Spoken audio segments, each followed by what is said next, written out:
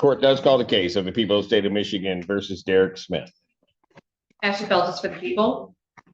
Good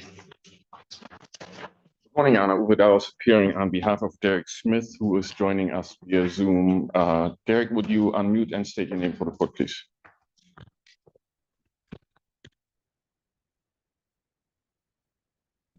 Hi, my name is Derek. All right, got it. All right, what are we doing? There's a PCC adjournment sheet in the file. I'm looking to adjourn the PCC once more for discovery and investigation due to our recent Probable cause conference without objection will be adjourned to January 15th. 2026, 9 a.m. Bond will continue. Thank you, Your Honor. Thank you. Thank you. Thank you, sir. Court does call the cases of the people versus Wesley Brand. Alexander on behalf of the people. You have to push it. Hey, I don't have that key. And Alex Warren Green on behalf of Mr. Brand. Mr. Brand, could you please state your name? Wesley Brand. State your name again, please, sir. Wesley Brand. Okay, thank you. All right, what are we doing? Your Honor, I'm asking to adjourn both of these matters so that we can complete discovery in each case. So, the discovery issue. Your Honor, in the 1713, there is outstanding media discovery. I spoke with the people. I believe they received it and are sending that over if they haven't already. In the 2209 case, we need paper and media discovery, but I did speak with the people on both fronts. And Your Honor, both of those should be coming over to defense. And there is one video that I requested that wasn't immediately discovered that I'm waiting on as well from YPD. All right. And I don't believe their records office will get until next week. You can just stop there. Are these the only cases holding him? Do you know? He also has another case out of 14A1 for assault on a corrections employee. That's correct, Your Honor, and nothing out of county. Probable cause conference, January 8th, 2026, 9 a.m. Bond continue. Thank you, Your Honor. Thank you. Thank you.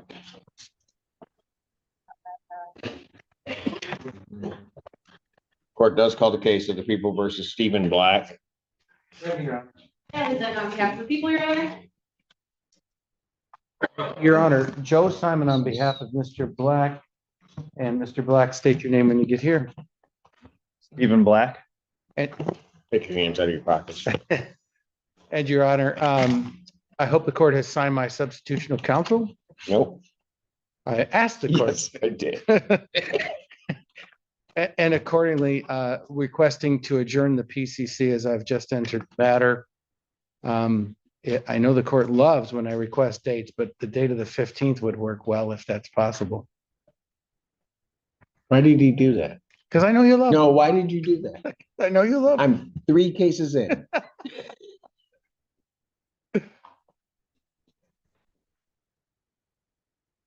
January 15th, 2026, 9 a.m. Bond continue. Your Honor, regarding bond, well, I'm sorry, you talked to, I couldn't get it in. What should be relatively easy. The current exclusion zone of the tether includes my office. And so if the court, will amend that to allow my office to be permitted, I'll have my client report to community corrections and they'll figure out it's literally on the border of the exclusion zone. Your office is. Yeah. Any objection from the people? And the other one, I already told. Another? Yep, but I know what the court's going to say, but anyway, there are 2 family court orders regarding contact with my client's minor children and his spouse. One is a PPO order and one is a family law order, both before Judge Slay. And they are actually in conflict with one another.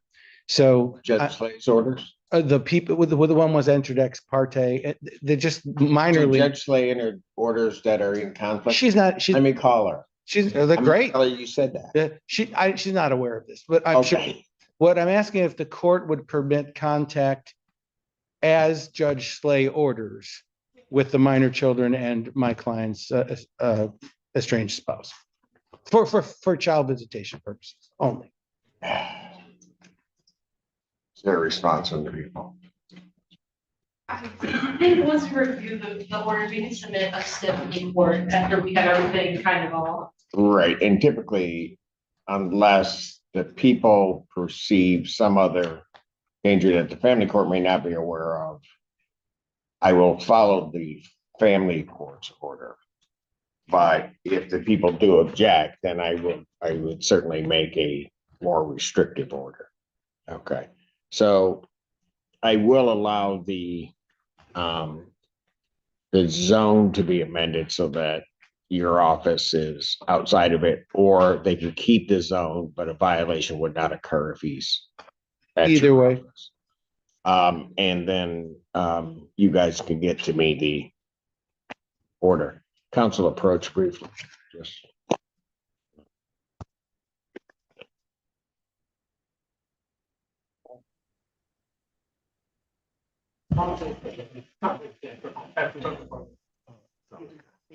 Everything's fine. So Yeah, I'm just continuing. yeah, you think that needs a new order? Probably his zone.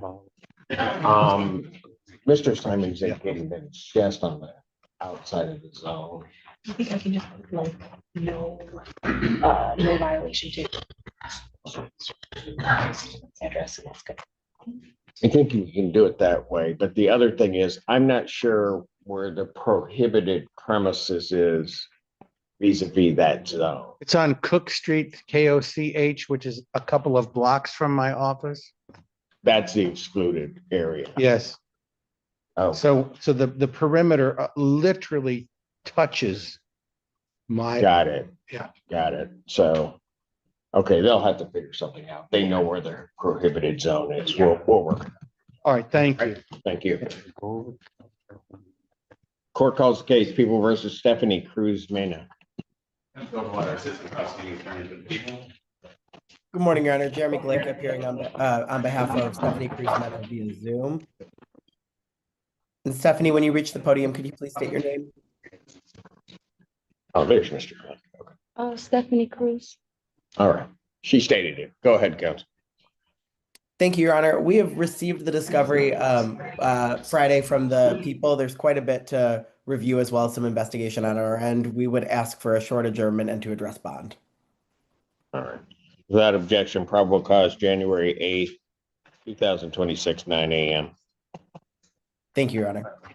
Bond will continue. Thank you, Mr. Glenn.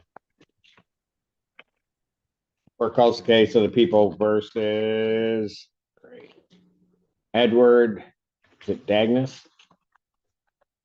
Comes over what is the prosecuting attorney for the people.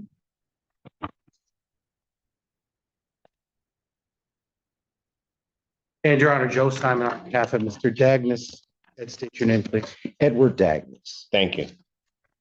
All right, we are trying to work out a plea agreement in this matter. The issue is determining what the restitution number is going to be. My victim advocate has been in contact with the victim in this case. There's been issues around getting costs of potential medical bills and insurance repayments. So if we could get an adjournment on this matter, Your Honor, I will follow up immediately, try and get this to Mr. To get his counsel as soon as possible. And Your Honor, I'll just add one more thing. There's also a piece of discovery that I want to keep on the radar that we need to. And I have reached out to DOIC about that. If we can get it, we will have. All right. January 15th, 2026, 9 a.m. Bond continued. I don't have. Thank you, Your Honor. Ed, if you can get one. I don't have a green sheet for Mr. Simmons. Oh, don't. I don't have. a green sheet. Apparently, No. he thinks he doesn't have to. No. That's. No. You'll address that. Mr. Overwater was going to totally eat that bullet, Your Honor, but because that wasn't on me. That is true. I don't believe either one. Happy New Year. I don't believe either one of you. You're just covering. Court calls case of the people versus Amari Harris. Kenneth Overwater, Assistant Prosecuting Attorney for the People. Is that it for you, Mr. Simon? Happy New Year, Your Honor. And to you. I did not want to give you holiday greetings like the last time. Thank you. A little hurtful. Yes.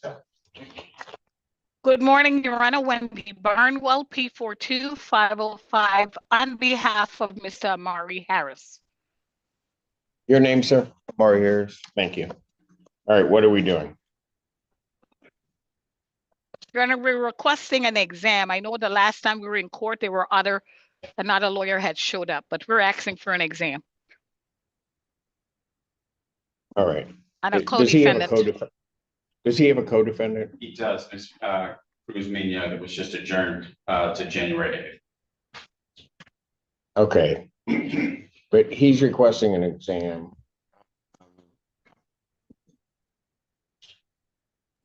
Your Honor, Jeremy Glick on behalf of Ms. Cruz Mena, I'm still in the courtroom. If it's relevant to the court, we'd be fine as well doing an exam if we could push that until the 15th to give us 2 weeks for some additional discovery and investigation.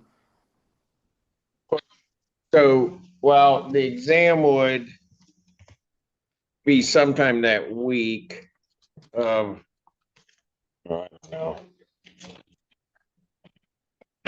I would normally be setting this for what, the 6th? Yes. But the 13th. So I can set exams in both of those matters for the 13th, if that will work with counsel. That would work for us, Your Honor. Yes, It yes, would? Judge, that would work. I'm already in court and an exam that day in front of you. Okay, so let me take care of this one, and if you can hang on a second, Mr. Glick, and the discovery at least is complete, relatively speaking, to proceed to an exam. Would the people have their witnesses available the 13th? I'm sorry, Your Honor, I apologize. Would the people have their witnesses available January 13th? I don't see any reason why we would not. All right. Is that mine? Huh? Oh, we don't have a. Correct, yeah. Just because it's a capital. Can we try to find out what they're doing? Because I don't.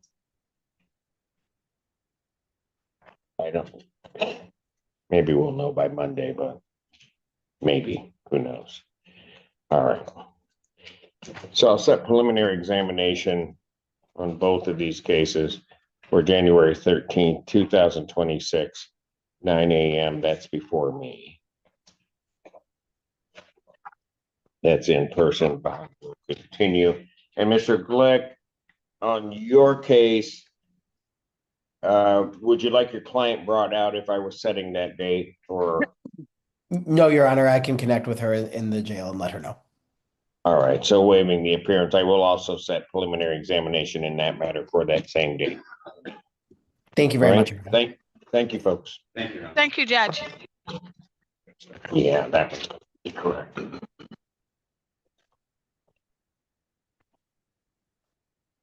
Court does call the case People versus Adrian Braswell. That's it. Kenneth Overwater, Assistant Prosecuting Attorney for the People. Good morning, Your Honor. Chris Eastope appearing on behalf and with Adrian Braswell. Mr. Braswell, would you unmute and state your name for the record? Adrian Braswell. You got him? Yeah. Okay. All right. You're looking for an adjournment. Yeah, there's an explanation for that. We're asking for another adjournment, Your Honor. Ask if the court would agree to set it to January 15th. You and Simon. What's that? You and Simon picking your. I'm Go just ahead. I'm Go just ahead. throwing out. Okay. I'm trying to be helpful. Yeah. Not obstructing. Mr. Childers and I were working on a final resolution. Obviously, he's not here today, so that's the whole point. Okay. No fault of Mr. Overton. Of who? Yes, no, it's his fault. So he took the blame for Simon's, but not yours. I'm not taking. Never mind. I don't know. I didn't hear the name that he said, so I think I dodged one. January 15th, 2026, 9 a.m. bond continued. Thank you very much. Your Honor. Thank you. Court calls case of the people versus Jason Smith. And on behalf of the people. Good morning, Christina Saxon for Jason Smith. Your name, sir? Jason Smith, Your Honor. He's waiving. He is. Sir, you're waiving your right to have a preliminary examination? Yes, Your Honor. You understand that a preliminary examination is a proceeding where the people would have to show by probable cause that the offenses alleged were committed and that you committed them. Yes, sir. You understand you'll not have that hearing. You'll proceed to circuit court for further resolution. Yes, Your Honor. People also waive their right. Yes, Your Honor. Preliminary examination having been waived, defendant is bound over to circuit court on both counts. Thank you. No, you still have more to do. You waive formal reading of the information. Us. It's okay. Different for, we wait for formal reading, stand mute on the charge. Defendant having waived formal reading, standing mute to both counts. Court will enter not guilty plea. Pretrial will be set for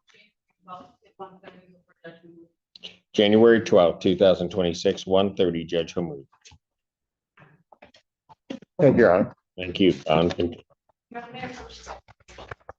Yes, ma'am. Court calls case People versus Ian Nielsen. Hello, I'm Ian Nielsen. Ashley Phelps for the people. Edward Drucas on behalf of Ian Nielsen. You're requesting an adjournment. Yes, Your Honor. Probable cause conference, January 15th, 2026, 9 a.m. Bond continued. Thank you, Your Honor. Thank you, Your Honor. Thanks, John. Court does call the case People versus Christopher Thaxton. Ready, Your Honor. Counselor Water, Assistant Prosecution Attorney for the people. Morning, Your Honor. James Fifelski appearing on behalf of Mr. Thaxton, who is on his way out, I'm sure. And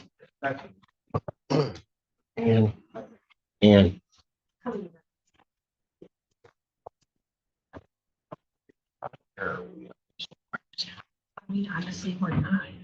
Because they're so behind to get not updating because it's just.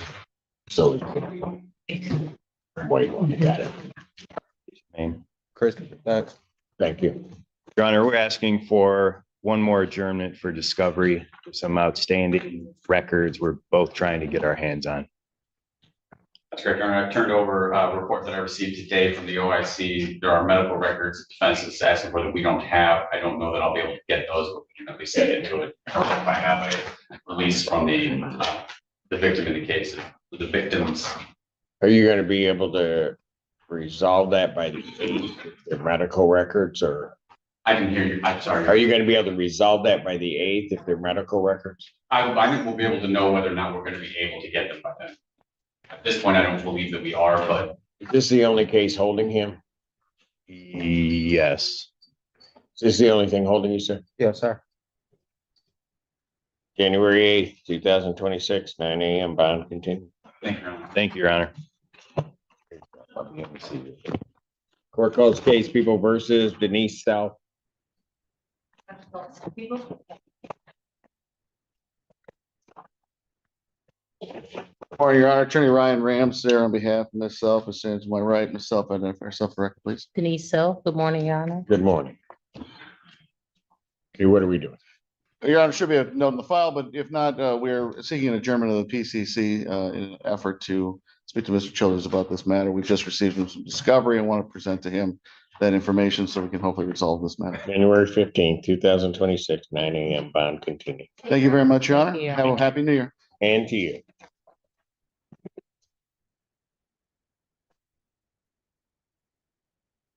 Court does call the cases of the People versus Kawandike Thomas. Ashley Phelps for the people in all four matters.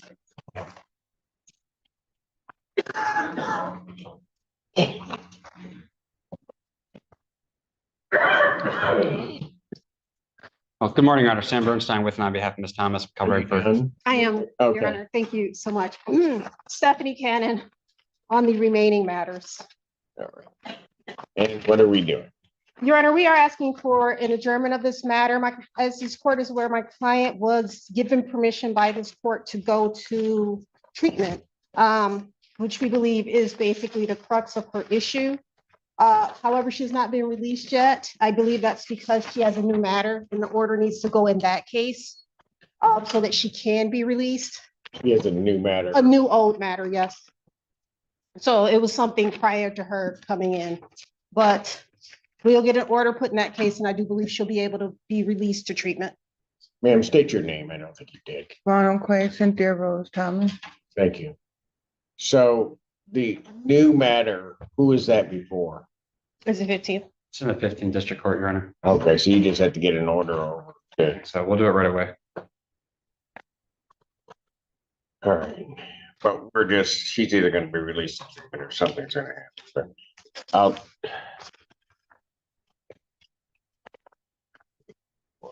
You know. let's do January 22nd, 2026, 9 a.m. If she's released to treatment, we can move it. All right. Thank you. 22nd. Right, sorry, thank you so much.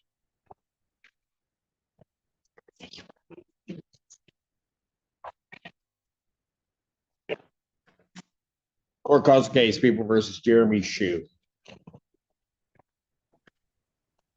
Good morning, Your Honor. Jonathan Sachs for Mr. Shue. Mr. Shue, can I ask you to introduce yourself to Judge Simpson? Here. Pardon? I'm here, Jeremy Shue. I gotta figure out the button. Okay, hold on. Say your name again, so you're it'll light up for me. Okay, hang on. Jeremy Shue. All right, we'll lay the camera on you, Mr. Shue. I'm getting there. Yeah, I recognize your voice. I know it's you. All right. That's not a good thing if I recognize your voice, but okay. All right, what are we doing? Thank you, Your Honor. This is a request for an adjournment. This is an unusual situation. Mr. Shue has an active interlocutory appeal in the Michigan Court of Appeals on a suppression matter in a companion case that will also dictate this case. And once that is resolved, I think we'll be able to get a resolution here, but we're asking for an adjournment for that resolution. So there's another case he has an appeal on. And they're hearing the appeal, or? It's on an application for leave, so we don't know if they're going to be hearing it. They haven't decided as yet. And I have some familiarity with this. I believe that other case originates out of Judge Washington's 14B cases. I think it's a misdemeanor matter. Is that correct, Mr. Sachs? That is correct. It's the same series of alleged incidents from the same date. So that suppression matter would control this case as well, depending on what happens. The people have no objection to adjourning this for that matter. I will let this court know, though, that I believe the circuit court's already denied the appeal once. So I'm not sure what's going to happen with the Court of Appeals. So it came out of district court, circuit court denied, application for leave is pending before the court. As best as I can recall from one conversation I had with APA Woods, yes, that is correct. That's correct, Your Honor. All right, well, why don't we do this, give an opportunity to decide. Why don't I adjourn this to January 29th, 2026, 9 a.m. Thank you, Your Honor. Bond January will 29, continue. 2026. Thank you, Your Honor. Yes. All right, thank you. Thank you, Mr. Thank you, Your Honor. Have a good holiday. You do the same, sir. Court calls the case, People versus Alan Rogers. Ready, Your Honor. Good morning, Your Honor.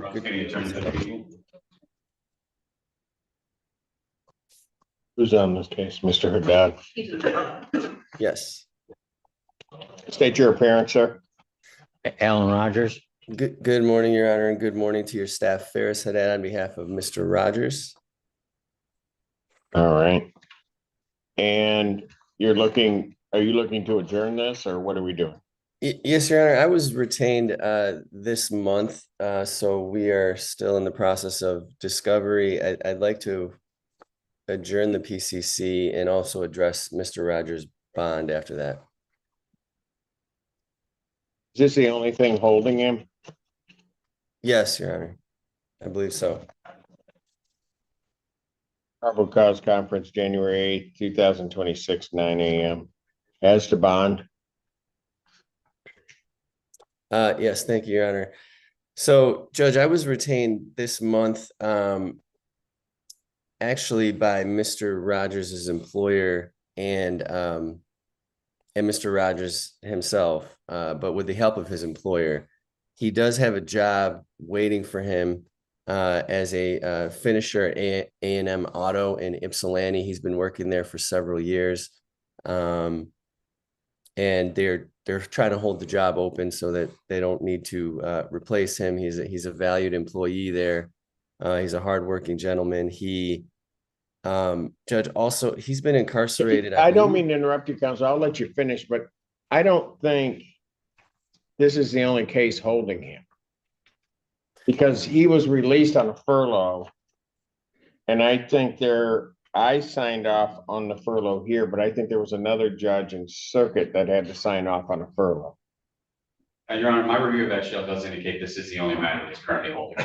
Is it? Okay. Remanded by this court for bond violation. Correct, but I thought somebody else had to sign off. Maybe I've got a different case. Go ahead, counsel.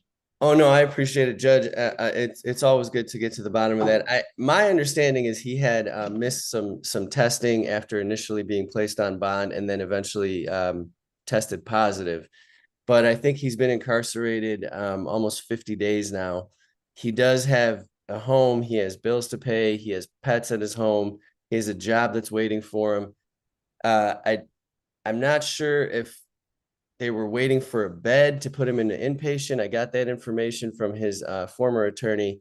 But what we did was we set up at a place called Serenity Therapy Center where he can, if the court would allow him to get out, he can report to outpatient treatment and potentially intensive outpatient treatment there so that he can actually get treatment. He's obviously... if you work out the treatment issue with the prosecutor, I'm not going to have a problem if he's released on a tether, but into treatment. But if I don't have treatment in place, I'm going to deny your motion to change his bond at this point in time, given the previous history on this case. And Judge, can that be outpatient so he can get back to work and pay some bills and make sure that he doesn't lose his home and stuff like that? Does the prosecutor have a position on that? Not a professional in that area. I think the people's position is that Mr. Rogers needs to complete the treatment that's recommended by the professionals. There is an offer in place that he can plead to a misdemeanor use if he completes the treatment as recommended. That offer's been outstanding for at least a month. Is that, counselor, are you aware if that's the treatment that's recommended for him? Is the outpatient? I'm not aware if it's outpatient or inpatient that's been recommended, Your Honor. Well, and his offer is contingent upon that, and he's gonna have to complete the recommended treatment, and I don't know what status that's at this point. So what I'm gonna do at this point, I'm gonna adjourn it to the 8th. I'm gonna deny your request for any change in his bond at this time. His bond will continue. If somebody gets me additional information, I'm more than willing to consider something else. But everybody's flying in the dark here at this point. So at this point, his bond will continue. I understand, Judge. That makes sense. And are you saying that you would consider a stipulated order if the people and I work something out to that effect in the meantime? Here's what I'm saying. Yes, I will consider that. But what I'm saying is part of his, as I'm understanding it now, his deal is that he has to complete the treatment that's recommended. I don't know what's been recommended at this point. And I would imagine that people would hold to that. If it's outpatient, then he's got to be out to do that. So I would imagine that everybody can come together and do a stipulated order. And I typically am not going to have an objection to it. And if it's inpatient, does he have to wait? This is really not that hard. No, Go ahead. What's your next question? Yeah, it's just a question, Judge. If it's inpatient. I does he know, have but to- I got like a billion people here and no, go ahead. What's your question? No, I mean, if it's inpatient, does he need to, is he awaiting a bed in community corrections? Because that's what I was, that's sort of the idea that I got from prior counsel, is that he's waiting for a bed this whole time. He might be, Okay. and our jail facilitates that. If he has a bed, then they'd let me know and we'd release it because I think there's already that order in place. Okay. Thank you, Your Honor. Is that it? Yes. Cool. Bond continued. Thank you. Happy New Year. See ya. Court calls case, People versus Anthony Alfaro Callejas. Felt this for the people. Attorney Zach Bonham on behalf of Mr. Alfaro Callejas, who's joining us by Zoom. Please unmute yourself and identify yourself for the record. Anthony Alfaro Callejas. Okay, very good. Thank you. Yeah. What are we doing? Your Honor, we had an outstanding discovery issue that has been resolved as of yesterday evening. There was a video that was sent over from the prosecutor's office we couldn't access. My staff was able to get it visible yesterday. I need time to go over that with my client, and we have outstanding negotiating going on for a plea offer. So I would just ask this be reset for another PCC, and I would request for January 22nd. No. Why are you requesting a date? Because Did I you heard talk to January. Joe Simon? I heard January 15th being used quite a bit, and I have a conflict that morning, so I figured I'd get out in front of it. Oh, he was getting out in front of it. That typically Attempting to. doesn't work. Attempting Yeah, to. that doesn't work. It was a nice try, though. Did my best. January 29th, will that work? Yes, Your Honor, that'll work. I knew it would. January 29th, 2026, without objection. 9 a.m. bond will continue. Thank you, Your Honor. Happy New Year. And to you, sir. Court calls the case, People versus Rivas Andrews. Prosecuting attorney for the people. Assistant Public Defender Ben Benowitz or Mr. Andrews, who is joining me at the podium now. Mr. Andrews, would you please state your name for the record? Rivas Andrews. Thank you. And Your Honor, I believe Mr. Andrews would like to waive his exam. If that's true, sir, would you sign your name right there? Is that a correct statement, sir? Yes, sir. You understand that a preliminary examination is a proceeding where the people would have to show by probable cause that the offenses alleged were committed and that you committed them. Yeah. Okay, you understand you'll not have that hearing and you'll proceed to circuit court for further resolution. That's right. All right. People also waive the right. Yes, Your Honor. Preliminary examination having been waived, defendants bound over to circuit court on counts 1, 2, 3 with 4 following. We will stand mute, waive the formal reading. Defendant having waived formal reading, standing mute. Court will enter a not guilty plea. Pretrial will be set for. January 14th at 1:30 before Judge Conlon. Said 14th. Yeah. January 14th, 2026, 1:30, Judge Conlon. Thank you, Your Honor. Thank you. Bond will continue.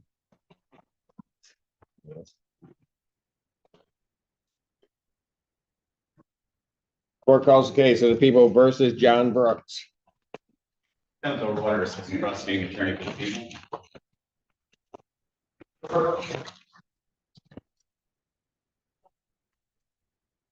Good morning, Your Honor. Michael Vincent on behalf of John Brooks. State your name for the judge. John Austin Brooks Senior. Yeah. Thank you. What are we doing? We are adjourning this. We have some discovery, some videos that I've informed will receive shortly. He's toxic. You know. All right, I can go to the 29th or if I could squeeze you on the 15th. Which one works? 29th, that's Your Honor. Does it?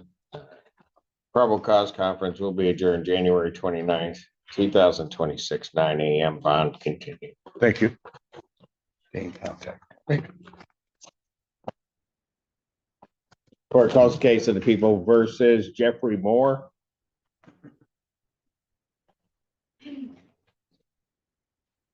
Good morning, Your Honor. Special Assistant Attorney General Mitchell Wood for the people. And Mr. Postman, Nicholas Buckovich on behalf of Mr. Moore. Mr. Moore, can you please state your name for the record? Jeffrey Edward Moore. all right, thank you. All right, what are we doing? Mr. Butkovich. Judge, Mr. Butkovich and I had a discussion this morning, and I'm stipulating to a slight reduction in his bond. His arrearage is actually lower now than it was when the AG issued the warrant. So I'm stipulating to a reduction to $5,375, Your Honor. That's 1/4 of his current arrearage, consistent with the statute. All right, so 5275, 5375 is what I showed, Judge. 5375. Yes. Okay. And that's correct, counsel, you're stipulating to that. Yes, Your Honor, we'll be stewing to that bond reduction. I was also going to still address bond when appropriate. You want to address bond? I thought you guys did. Okay, Sorry. go ahead. So I do. You request, what are we doing with the case? We'll be waiving preliminary exam, Your Honor. I just provided Mr. Allen the waiver. All right. Sir, is that correct? Yes, Your Honor. You understand the preliminary examination is a proceeding where the people would have to show by probable cause that the offenses alleged were committed and that you committed. Yes, Your Honor. All right. And you understand you'll not have that hearing, you'll proceed to circuit court for further resolution. Yes, Your Honor. People do also waive their right. We do, Your Honor. Preliminary examination having been waived, defendants bound over to circuit court on both counts. SJ arraignment, you waive formal reading, your client stands mute. Yes, Your Honor. Defendant having waived formal reading, standing mute. Court will enter a not guilty plea as to both counts. Pretrial will be set January 15th at 1:30 before Judge Slay. January 15th, 2026, 1:30, Judge Slay. As to bond. As to bond, Your Honor, I do appreciate the stipulation to modify bond to the lower amount based upon his current arrearage. I did want to address bond because my client, prior to this being charged out approximately 19 days, did make a substantial payment of $9,900, which could have been used for his bond if this could have been used for this bond at the later court date if he did not pay that amount. So I was wondering if there be any way possible that payment could be used towards his bond. I do understand that's probably unlikely. He paid $9,000. Yes, there was a payment on October 2nd toward the child support matter of $9,900 on October 2nd. This matter was charged out on October 21st, 19 days after that payment was made. So one of the reasons my client does not currently had the bond Paid opposed. $9,000. This case gets charged. His bond gets set at the amount of his, or 25% of his current arrearage. But then when they look at it, his current arrearage is actually lower because of the $9,000 payment. Yes. So you're asking me then to reduce it more because he made the $9,000 payment, but it seems to me that that's already been taken into account by the stipulated reduction. Yes, I understand, Your Honor. Am I missing something? I understood, Your Honor. I just wanted to. Well, am I missing? I'm not missing anything. That's it, right? Yes. So it's already been taken into account. Motion for bond reduction denied. Bond will be set at the 5375 to be paid if that's cash, and it would be applied to the child support case. Yeah. Yep. All right. Thank you. Thank you, Your Honor. Thank you. Thank you very much, Your Honor. Happy New Year to you. Thank you, sir. Court calls the case of the people versus LaRon Moore. Lower Water Assistant Prosecuting Attorney for the people. 1 moment, Your Honor. 1 moment. What, Vincent? We're waiting. He'll never make it back. It'll be 2027 by the time he walks back in here. I'll pass that matter briefly. Court does call the case people versus Daniel Cummings. Lower Water Assistant Prosecuting Attorney for the people. Covered on behalf of Mr. Cummings, who is being brought out now.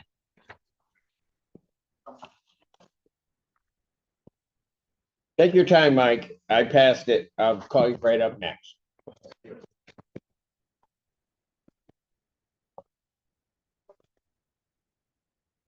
Mr. Cummings, please say your name for the record. Daniel Cummings. Thank you. Your Honor, may we approach briefly? Yes. I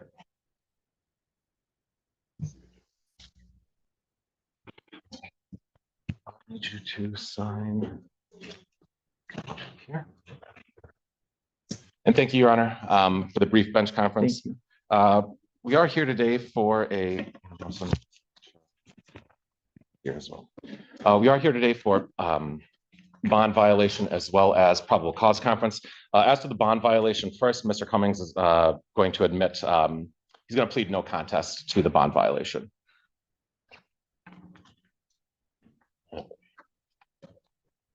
So he admits to the violation. Yes, Judge. Or at least does not contest the violation. All right. Okay. And as to the underlying charge, Mr. Cummings would like to avail himself of an offer from the people. In this instance, the people will be dismissing count 1, controlled substance possession, and Mr. Cummings will be pleading guilty to an added count 2 of misdemeanor use with dismissal under 7411 upon completion. That's the court's understanding of what's here. May I have him sworn? Raise your right hand. You solemnly swear the testimony you're about to give will be the truth. The whole truth, and nothing but the truth, so help you God. Yes, sir. State your name, please. Daniel Cummings. Sir, it's this court's understanding you're going to plead guilty to the charge of use of a controlled substance. That's a misdemeanor punishable by up to 1 year, $2,000 fine plus court costs. Do you understand that? Yes. Understanding that, you also understand that while I'm taking your plea, I would not be your sentencing judge, and you would be sentenced before Judge Valvo or her successor in the 15th District Court. You understand that? I understand what you're saying. I just don't understand the process, but yes, I understand. I just don't understand what process. So you're playing, so Judge Simpson is taking your plea, but Judge Valvo will be the one that sentences you because it's a different. Am I getting sentenced? Not today, no, but by Judge Valvo. So you have a right to have Thank you. I the understand. judge taking your plea to sentence you in this case. I have your form that indicates you waived that right. And I'm just advising you that while I'm taking your plea, I would not be your sentencing judge. Oh, okay. If you don't want that to happen, then something No, else is it's going what, to have to happen. however it works is yes to me. But do you understand that? And you're waiving that right? Yes, Okay. that's good, right? Yes. You understand it? Yes, I do. All right, good. So understanding all of that, do you still wish to plead guilty? Yes, sir. And to that charge, how do you plead? Guilty. Now you understand that by pleading guilty, you will not have a trial of any kind. Correct. You signed an advice of rights form, is that correct? Yes. Any question regarding any of those rights? No, sir. Looking at paragraph 5, you'll see a copy on the podium. Those are your rights which are part of a trial. You understand that by pleading guilty, you'll be giving up those rights as well as all the rights on that form. Yes, sir. You understand you're giving up your right to appeal of right. Yes, sir. Are you on probation or parole? No, I mean, I wasn't until I came in. Just yes, it's yes. Yes, sir. Okay. At the time of this offense, were you on probation? No, At the time of this offense, were you on parole? No. Okay. Has anybody promised you anything other than what's been stated here today on the record to get you to plead? No, they have not. Has anybody threatened you or coerced you? No. You're doing this voluntarily? Yes. Of your own free will? Yes. And because you believe that you're guilty of this offense? Yes. March 5th, 2025, at the location of 1620 East Medical Center Drive, City of Ann Arbor, Washtenaw County, State of Michigan. Did you have heroin in your possession? Yes. Had you used it? I did before that day, but not on that day. But yes, I've used it. Did you? That rings. On or about March 5th, 2025, at that location, did you have heroin in your possession? Yes. Had you at some point used that heroin? Not that day, but prior. But around that day. Yes, right around that day. Okay, I'm sorry. And did you know what you were using was heroin? Yes. Sir, I do have to advise you that if I accept your plea, and if between the time of your plea, between the time of my acceptance of your plea and the time of sentencing, that if you commit misconduct as defined under the Michigan court rules, the court would no longer be bound by any sentence evaluation or recommendation, and you would not be entitled to withdraw your plea. You understand that, sir? Yes, I do, Your Honor. All right. Counsel, are you aware of any other promises, threats, or other inducements which have led to this plea? People are not. No, Judge. And have I complied with the court rule? You have. People are satisfied. Thank you. Defense is satisfied, Judge. Court will accept the defendant's guilty plea to count 2. Count 1 is dismissed. Pre-sentence investigation and report is ordered at 15th District Court. Sentencing in this matter will be January 20th at 9 a.m. January 20th. Yes. January 20th, 2025, 9 a.m. How long has the defendant been in? I think 24 days? 26. 26 days at this point, Judge.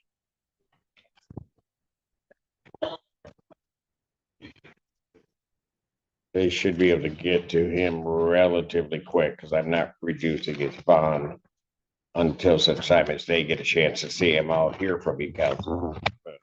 Thank you, Judge. On the violation, he's been in 26 days. I'm going to sentence him to 36 days. Credit 26 days. As to bond. Thank you, Judge. So, Mr. Cummings, this is his first time with the criminal justice system. He's 59 years old with no record, no prior convictions. He's done quite a bit to get himself clean. For one, he's been in custody and clean and not using the whole time. He is on the waiting list for Dawn Farm in-jail treatment program. He was previously, before he got arrested, before he became into custody, he was trying to get into a detox program at U of M. He became addicted to opioids as a result of a lot of health problems. He had a prior prescription, but was eventually cut off, leading to his addiction. He is an Air Force veteran. He was honorably discharged in 1988. He's been married for 41 years. His wife is battling the early stages of Alzheimer's. He's got a very supportive family. His 26-year-old son is local. His parents are here in the courtroom as well, and they can help him.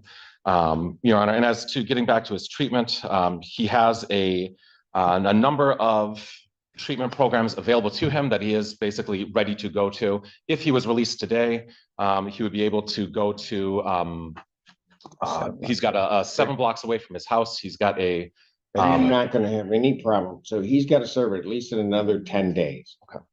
The purpose behind sentencing to that is so that 15th District Court probation can interview him, look at it, and decide on what is the best form of release. If they don't see him in those 10 days, then his bond is going to go back to what it was previously, and he would be released. Understood. So, thank you, Judge. Is there anything else? No, Judge, and I appreciate the opportunity to allocate for the record. There's nothing from the people. Good. Thank you. Thank you, Your Honor. Motion for bond reduction denied. Thank you, Judge. Court calls the case of the people versus Antonio Boswell.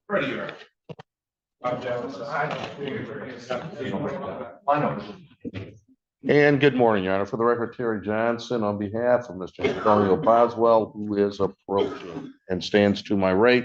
State your name for the record, sir. Antonio Boswell. Thank you. All right, what are we doing? Your Honor, I've had an opportunity to speak to my client. We're going to request our exam in this matter. 12 days out is one.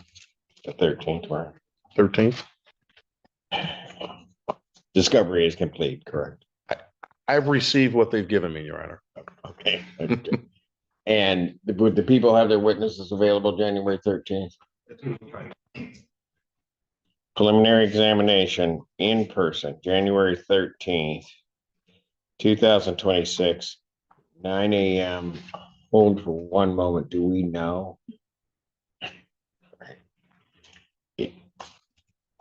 It'd be before 15th District Court Judge. I don't have a name. Do I get to pick? I'm just asking. Sure. So I can tell the others that you didn't pick them. So go ahead. Judge Judy, Your Honor. Judge, nice. All right. So that's all that we have right now. And I don't know if it's appointed soon, whether they're going to be ready to go on the 13th. I have no idea. Understand. Thank you, Your Honor. We'll figure it out. All right, bond will continue. Thank you, sir. You and staff have a good day and great new year, Your Honor. You Good to do the see you. same, sir. Court does call the case, People versus De Jure, Bond Sanders. And then on behalf of people. Oh, I was gonna call. Stephanie Cannon on behalf of Mr. Bond Sanders.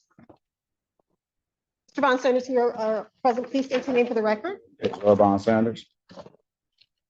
And Your Honor, we are asking for a brief adjournment of this matter. Is this the only thing holding him? He has a hold out of your report, some violation information. So, no, Your Honor. Good, Kim. Your Honor, when appropriate, I'd like to address Bond. Probable cause conference will be adjourned January 8th, 2026, 9 a.m. Bond can, yes, as to Bond. Your Honor, currently my client has no phone privileges. He understands the reasons and the whys for that. He's exceptionally apologetic. He wants to know if he can just have one phone number that he can speak with. His daughter has medical needs. She has multiple seizures. And he wants to just be able to talk to her. And if that's the only phone number the court is allowing, that's what he's asking for, just to be able to speak to his child. How old is she? She's 2. And Your Honor, I'm not sure they're revoked on these cases. This is his first PCC for these cases, so I'm not sure which case it's revoked on. I would imagine it's the other case. Thank you, Your Honor. I will try to get a request in on the other case. Bond will continue. Thank you. I'll come talk to you Tuesday.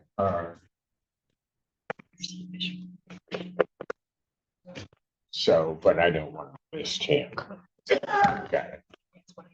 All right, thank you.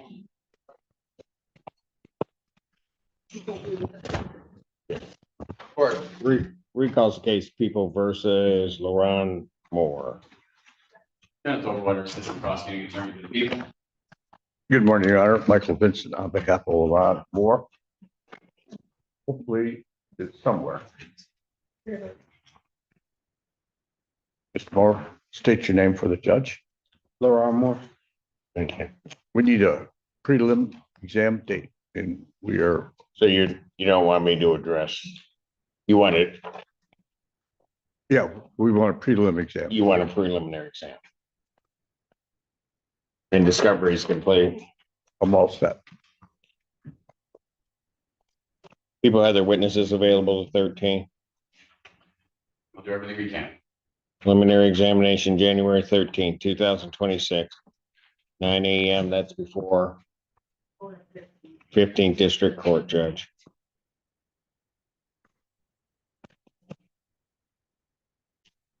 Bond will continue. Thank you. Thank you, Your Honor. Court calls the case, People versus Malik Robinson. Or Malik Robinson. Yes. Good morning, Your Honor. Wendy Barnwell, P42505, on behalf of Mr. Malek Robinson, who's also on the Zoom. Robinson, can you state your name, please? Malik Robinson. All right, what are we doing? Your Honor, we're requesting an exam. You already set one for January 13th, if that date is available. Thank you. Yeah. You're just trying to find a way to mess with me. All right, is discovery complete, counsel? Yes, Judge. All right, people have their witnesses available the 13th. Oh, don't say you won't, because if I move it, then Barnwell's gonna. We can try for that date. Your Oh, Honor. okay. Preliminary examination, January 13th, 2026, 9 a.m. That's before me, apparently. Before me. Thank you, Judge. Thank you. Bond continue. Have a good day. You do the same. Court calls And case of Happy People New versus Year. I forgot to say Happy New Year. Sorry about that. and Happy New Year to you too, Ms. Burnwell. Take care. Court does call the case, people, state of Michigan versus, is it Mamie Sar? I should spell this for the people.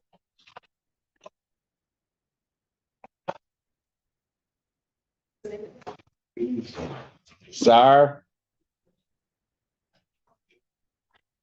Mr. Velo's client, he's here. Well, I'm gonna pass it. Court calls the case of the people versus Kyle Burmeister.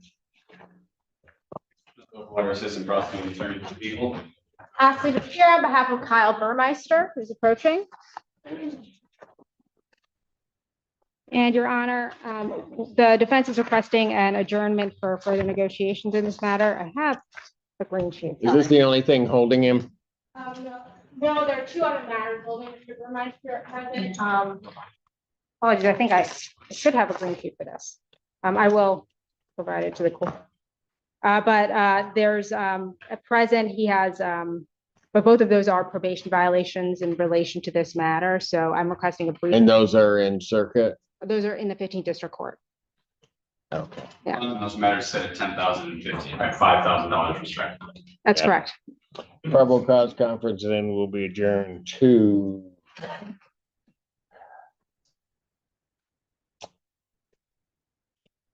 January 22nd, 2025, 26, excuse me, 9 a.m. bond continue. Yeah. Thank you. Court calls the case, people versus Timothy Palmer. Water Assistant Prosecuting Attorney for the People.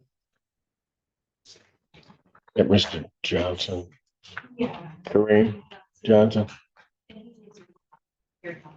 Oh, there he is. Good morning, may it please the Honorable Court, Kareem Johnson, on behalf of Mr. Palmer. All right. Palmer? He's in the hallway, Your Honor. I'm trying to text him to come in. Which hallway? This hallway? Yes, Your Honor, at the courthouse.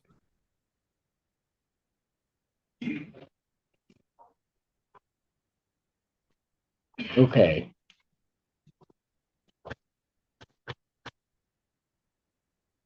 It's a long hallway.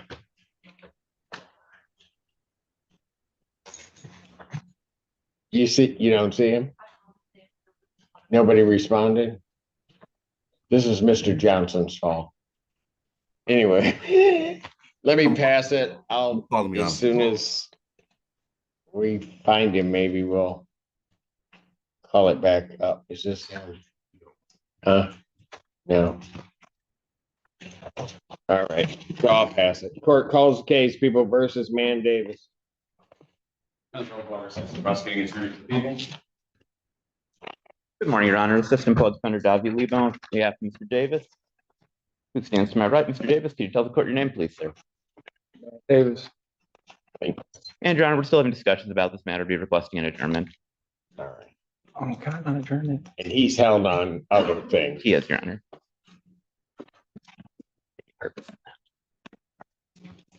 Probable cause conference, I'll adjourn to January 22nd, 2025. 26, 9 a.m. bond continue. Thank you. Thank you. Court does call the case, people versus Carolyn Latham. Good morning, Your Honor, to you and your staff. Attorney Maxwell Dubin, P number 86012 on behalf of Ms. Latham, who approaches and stands to my right. Please state your name for the judge. Good morning, Carolyn Latham. All right. Thank you. What are we doing? Your Honor, today's date and time set for PCC in this matter. We're asking for this to be set for preliminary exam. Discovery is complete. Yes, Your Honor. And I should let the court know, there was one thing that Mr. Dugan let me know this morning he was still looking for, which was a return and tabulation of a search warrant that was done on the house. I confirmed that it had previously been sent to a different attorney that was on this case, but we didn't have an appearance of Mr. Dugan in our file. So we've gotten that now. So I hope that he'll have all of that soon. I don't know that that would be necessary for the exam, but no matter what, he'll have it today or at the end of this week. All right. People have their witnesses available the 13th. We'll try. Preliminary examination in person, January 13th, 2026. 9 a.m. before 15th District Court, Judge. If I may address bond briefly, Your Honor. You may. Your Honor, my client has been on a tether for the duration of this case. I'm asking this court to consider any other means of monitoring. Your Honor, my client's missed out. Excuse me? Nothing. Go ahead. Okay. My client's it's starting to become a financial burden on her. It's getting very expensive, of course. And I understand, and my client understands why she is on this tether monitoring. I would like to just point out that the incident in this case did happen at my client's own home. It was not at any other home but herself. So her going anywhere or traveling to other places would be kind of moot. Additionally, Your Honor, she's missed out on 2 job opportunities. We're just requesting and asking humbly, of course, if there's any other means of monitoring that this court can do aside from the tether. This is a shooting case. I think the fact that the defendant has any bond at all and is out is more than fair. So I'd ask the court to continue for conditions. I said I would not ask for the bond increase, but frankly, I think I fairly could, and I'm not doing that at this time. Yeah, given the circumstance of this, I'm going to deny the request. Understood, She's Your Honor. actually privileged in having that tether on her and not being incarcerated. We also just appreciate you hearing us out, and thank you. And I hope you guys have a happy New Year as well, because I probably won't see you before then. Yes, very good. You too, sir. Court calls the case People versus Jessica Hess. Water System Prosecuting Attorney for the People. Assistant Public Defender Dottie Lieb on behalf of Ms. Hess. Hands to my right. Ms. Hess, can you please tell the court your name, ma'am? Hi, Jessica Hess. Thank you. Thank you, Your Honor. We do have an offer in this case that's contingent on Ms. Hess completing treatment. She's currently awaiting release to treatment, so be asking for an adjournment. Are they close, do you know, or has anybody been in touch with? I believe you've I've been in, heard, yeah, the next, either today, possibly. You might be released today? Yeah. Okay. I think what I'm gonna do in this case is I'm gonna adjourn her probable cause conference out a little bit so she can get in to January 29th. Thank you, Your Honor. 2026, 9 a.m. Bond will continue. All right. Thank you. Thank you, ma'am. What's that date, Judge? Who did she, I know you couldn't hear over her.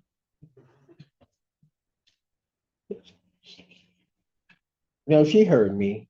That's okay. I'll let her yell. This one was the 29th. Thank you.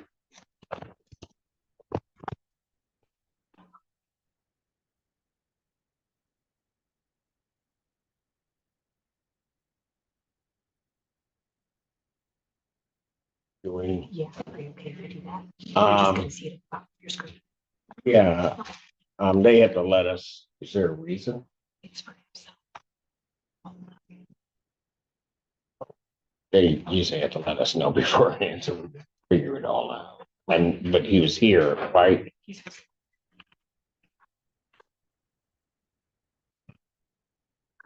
there? a reason?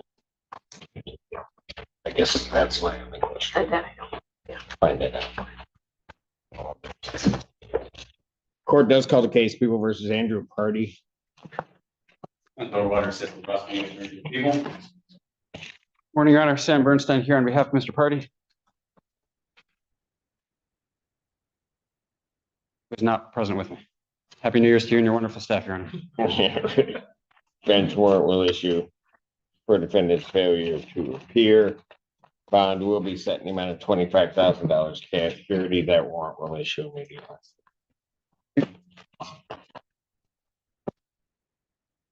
Court does call the cases of the people versus Jermaine Johnson.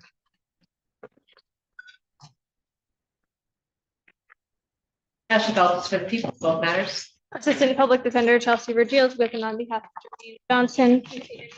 Jermaine Johnson. Thank you, sir. To adjourn both of his cases to discuss the plea offer, and I would ask to address bond. Anything else holding? No. Go ahead. Your Honor. You want these adjourned? I'll adjourn them. Are you going to be able to do everything you need to do by the 8th? Yes, Your Honor. Probable cause conference, January 8th, 2026, 9 a.m. As to bond. Your Honor, as mentioned, these are the only things holding Mr. Johnson. He was allowed release to treatment on the 18th. He's been waiting since and has no indication of when he might be released. So we're asking you to allow him a personal bond so that he can seek inpatient treatment while out of custody. The wait time, I understand it, has been extended lately. Mr. Johnson has very little criminal history. He's been in custody for 36 days on these two cases. He has been seeking treatment. He's doing well with that. I believe he's a trustee at the jail. He has a job lined up, wants to work while out of custody, while waiting for treatment. He very much intends on doing treatment, wants to take that step towards addressing any substance abuse issues, but asks Your Honor to allow him to wait out of custody. All right, any response from the people? Yes, Your Honor, I do believe he had failed to appear on one of these files and then picked up a new R&O case. He's found to have a pipe on him that looks like it would be used for smoking cocaine and also ran from the officer. So I have requested for continue to bond is currently set. A couple of things. I'm gonna deny the request for a change in bond. His bond will continue in this matter. I would also note to counsel that I believe after the fact, I don't have a date on it. Well, I do, maybe the 18th. I believe defendant wrote me a letter. I'm not in possession of that, Your Honor. Not in possession of it, and they're not in possession of it. So I'm gonna deny the request, and I'll have my staff provide a copy of the communication since the court saw it. All right, Thank you, Your Honor. thank you. No. I'll let you finish it. Bond is denied. There's a letter. Motion was on. Palmer said. Court calls case people versus John Bodine. Ashley Feltus for the people. Ready, Your Honor.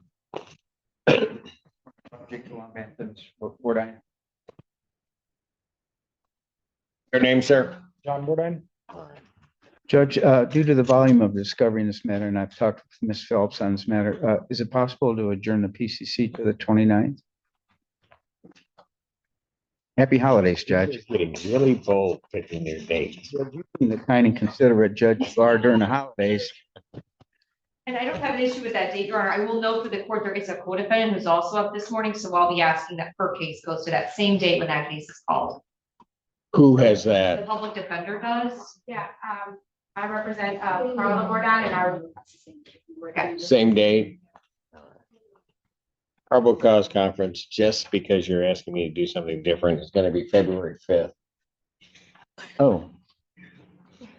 2020, 2026, 9 a.m. I just wasn't letting you have your way. That's even better. Thank you, Judge. Haven't you? I know, I knew that. That's why I did that just for you. You're the best. I know. Thank you. You do the same. Court has called the case of the people versus Tamara Johnson. And I'll try to recall. Ashley Feltus for the people. Assistant Public Defender Bendel Johnson, who's approaching now.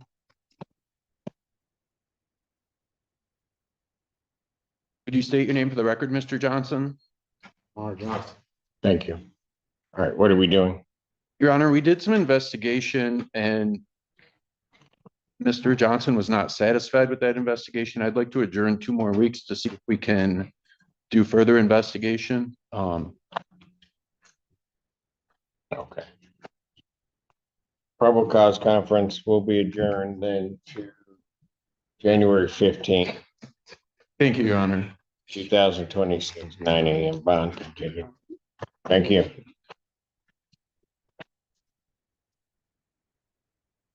Court does call the case of the people versus Ariana Fenn. I think it is. Kind of overwater assistant prosecuting attorney for the people. Good morning, Your Honor. J. Grant Miller, P58658 on behalf of Ms. Fenn, who should be on Zoom. I'm here. Hey there. My name is All right. Ariana Finn. Thank you. I have before me one. I have before me in the case ending in 5254, a plea form. Is that what we're doing? Yes, Your Honor. And what are we doing on our other case? I don't believe she has another case, Your Honor. She has a sister. Oh, they're two different people. The names are similar, Got it. Your Honor. Okay, they were banded. Okay. All right. I have before me then on her case, a plea form that indicates that she's going to be pleading guilty to the charge of retail fraud, second degree. Upon her successful plea to that charge, count one would be dismissed.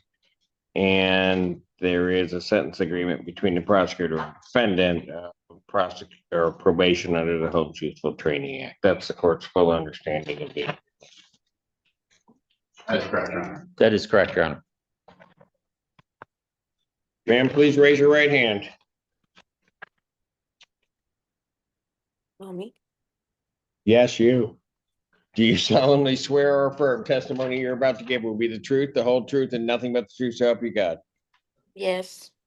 State your name again for the record. Ariana Finn. All right, ma'am, it is this court's, you can put your hand down. It's this court's understanding that you are going to be pleading guilty to the charge of retail fraud, second degree. That's a misdemeanor punishable by up to 1 year incarceration, $2,000 fine plus court costs. The fine could be increased to 3 times the value of the property taken. If that's greater than $2,000, that would become the maximum fine. You understand that, ma'am? Yes, sir. All right.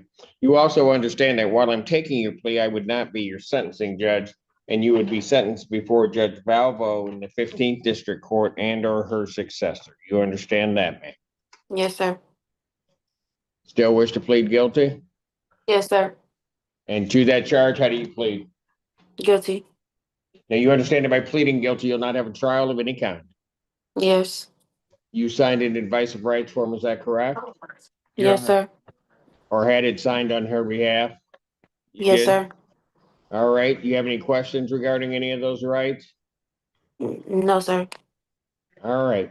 You understand that you're waiving or giving up all those rights, including your rights under paragraph 5, which are your trial rights. Yes, sir. You understand you're giving up your right to appeal of right. Yes, sir. Are you on probation or parole? No. Has anybody promised you anything other than what's been stated here today to get you to plead to this charge? No. Anybody threaten you or coerce you? No. Doing this voluntarily and of your own free will? Yes. And also because you believe that you are indeed guilty? Yes. All right. On the date of October 14, 2025, at the location of 3070 Washtenaw Avenue in the city of Ann Arbor, Washtenaw County, state of Michigan, what do you do at Lululemon that makes you think that you're guilty? I left the store with the items on me and didn't pay for it I heard none of that. What did you do that makes you think that you're guilty of this offense? because I walked out the store with the items. All right, so you And didn't went pay into for the it. store, you picked up some items, tried to walk out of the store without paying for them? Yes, sir. All right. And you didn't have anybody's permission to do that, did you? No, sir. The store was open to the public at the time? Yes, sir. And are we doing this on value? And was the value in excess of $200? Of course it was. It's Lululemon. No. But go sir. ahead. Was it in excess of $200? No, sir. Sorry. Yes. All right. Ma'am, if I accept your plea, between the time of my acceptance of your plea and the time of sentencing, if you commit misconduct as defined under the Michigan court rules, the court would no longer be bound by any sentence evaluation and you would not be entitled to withdraw your plea. You understand that? Yes, sir. Counsel, have I complied? Well, counsel, are you aware of any other promises, threats, or other inducements which have led to this plea? People are not. Defense is not, Your Honor. And have I complied with the court rule? People are satisfied. Defense is satisfied, Your Honor. Court will accept the defendant's plea of guilty to count 2. Count 1 is dismissed. Pre-sentence investigation and report is ordered at 15th District Court probation. Sentencing in this matter will be At 9 a.m. before Judge Valvo. January 20th, 2026, 9 a.m. before Judge Valvo or her successor. Bond will continue. Thank you, Your Honor.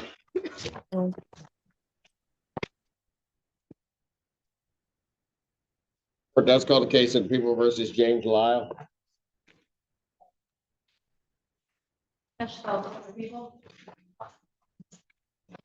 Stephanie Cannon on behalf of Mr. Lyle. Mr. Lyle, when you're at the lectern, please state your name for the record. James Lyle. Thank you, sir.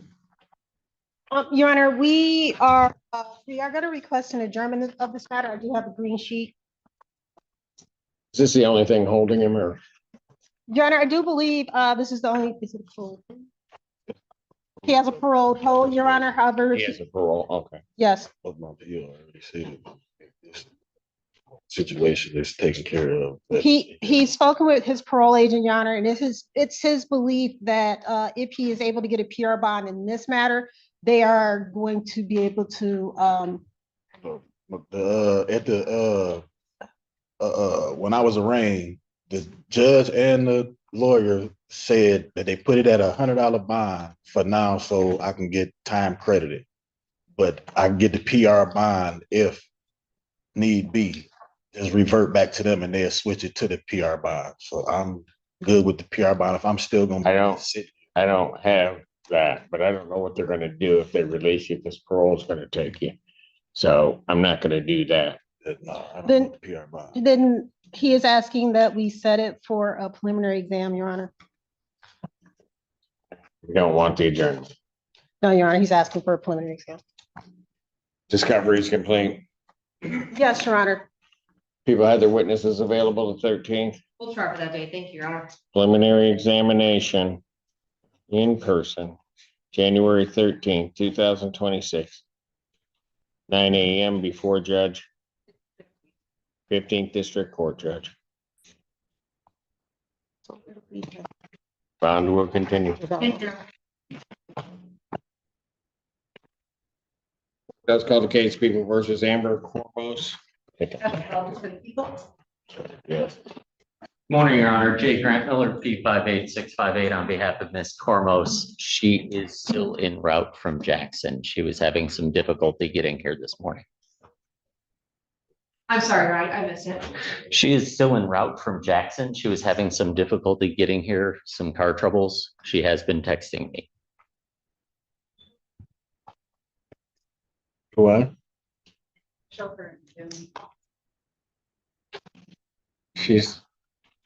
You have her in Zoom? But we don't, she doesn't have permission to appear busy. That is my understanding as well, Your Honor. I don't know why she's on Zoom. Well, when it passes, somebody better tell her how to get here, or we'll come get her. Yes, Your Honor. Thank you, Your Honor. Court calls case People versus Devon Reed. Mr. Feltus for the people.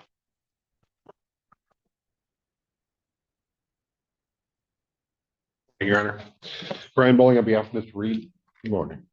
Your name, sir? Reed. Thank you. Judge, I'm just asking for an adjournment to obtain some video in this matter. I speak to the prosecutor. That's correct. We talked yesterday. Is he held on anything else? Yes, he is. He is. Yeah, multiple matters.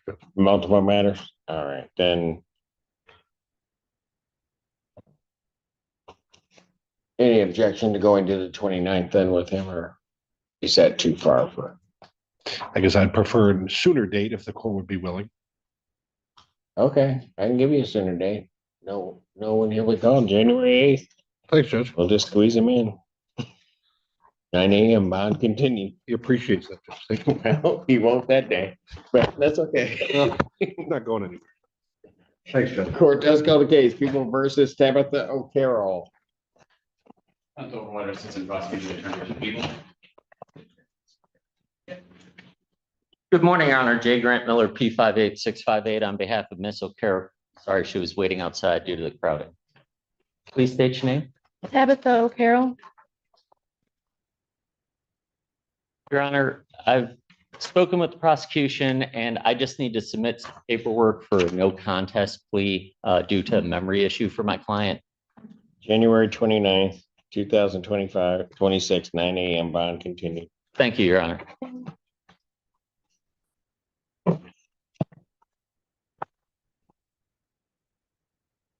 Court calls case People versus Kevin Smith. People, How many more in custody do I have?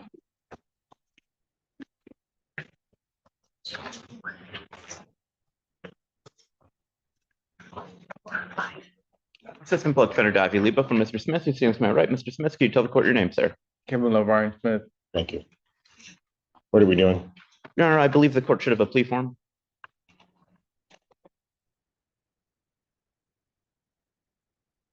Plea form in front of me that indicates the defendant is going to be pleading guilty to an added count two of larceny, 200 to 1,000 to 1 year offense. Upon his successful plea to that charge, count one would be dismissed. The defendant agrees to undergo a mental health assessment, comply with all mental health treatment as ordered by probation. That's the court's full understanding of the agreement. yes, Your Honor. May I have him sworn? Raise your right hand. You solemnly swear to affirm the testimony you're about to give will be the truth, the whole truth. Yeah, State your name, please. Kevin Smith. Sir, it is his court's understanding you're going to be pleading guilty to the charge of larceny, 200 to 1,000. That is a misdemeanor punishable by up to 1 year incarceration and $2,000 fine plus court costs. Fine could be increased if 3 times the value of the property taken. If that's greater than $2,000, that would become the maximum fine. You understand that, sir? Yes, sir. All right. You also understand, sir, that while I'm taking your plea, I would not be your sentencing judge, and you would be sentenced before Judge Perry in the 15th District Court. You understand that? When will that be? Well, I haven't given you the date yet. I'm just apprising you that you would be sentenced before a different judge than me. All right. You understand that? Yeah, Okay, you okay with that? I ain't got a choice. Well, yes, you have a do. choice, sir. You absolutely have a choice. Because if I'm taking your plea, you have a right to be sentenced before the judge that's taking your plea. Right. All right? What I'm apprising you of, and the box is checked about the sentence judge waiver, is that you would be sentenced before Judge Perry instead of me. I'm Understand fine that? with that. Pardon? I'm fine with that. You're okay with it? Yeah. Okay. So, understanding all of that, do you still wish to plead guilty to this charge? Yeah, Okay, to the charge larceny, 200 to 1,000, how do you plead? guilty. You understand that by pleading guilty, you will not have a trial of any kind. No. Okay. You understand that you will not have a trial? Yes. Okay. All right. And a advice of rights form was signed with your permission, is that correct? Yes, Oh. but I also gotta say that even though I'm from a different county. You're from a different county? Yeah, I'm from Jackson County. Okay. So probation, I don't know how it works. Well, I would let that court, 15th District Court in Ann Arbor, figure that out. All right. All right, they might keep you and you still would be from Jackson County, but, okay? All right. Okay. So you signed that advice of rights form. Do you have any question or had it signed on your behalf? Do you have any question regarding any of those rights? No. All right, if you look down on the podium, there's a copy of one. You understand that you're waiving the rights under paragraph 5, as well as all the rights that are on that form. Yeah. Yes? Yes. Okay. You understand you're giving up your right to appeal of right. Yes. All right. Are you on probation or parole? No, sir. Has anybody promised you anything other than what's been said here today to get you to plead? No, sir. Anybody threaten you or coerce you? No, sir. You're doing this voluntarily and of your own free will? Yes. And also because you believe that you're guilty of this offense? Yes. All right. On the date of May 14, 2025, at the location of 343 South Fifth Street, City of Ann Arbor, Washtenaw County, State of Michigan, what'd you do at the public library that makes you think that you're guilty of this offense? Steal books. You stole books? Yeah. Okay, so you went into the library and you didn't check them out, you just tried to walk out without Yeah. doing anything? All right. And you didn't have anybody's permission to take those books, did you? All right. And these books that you took, these books belong to the public library? Yes. All right.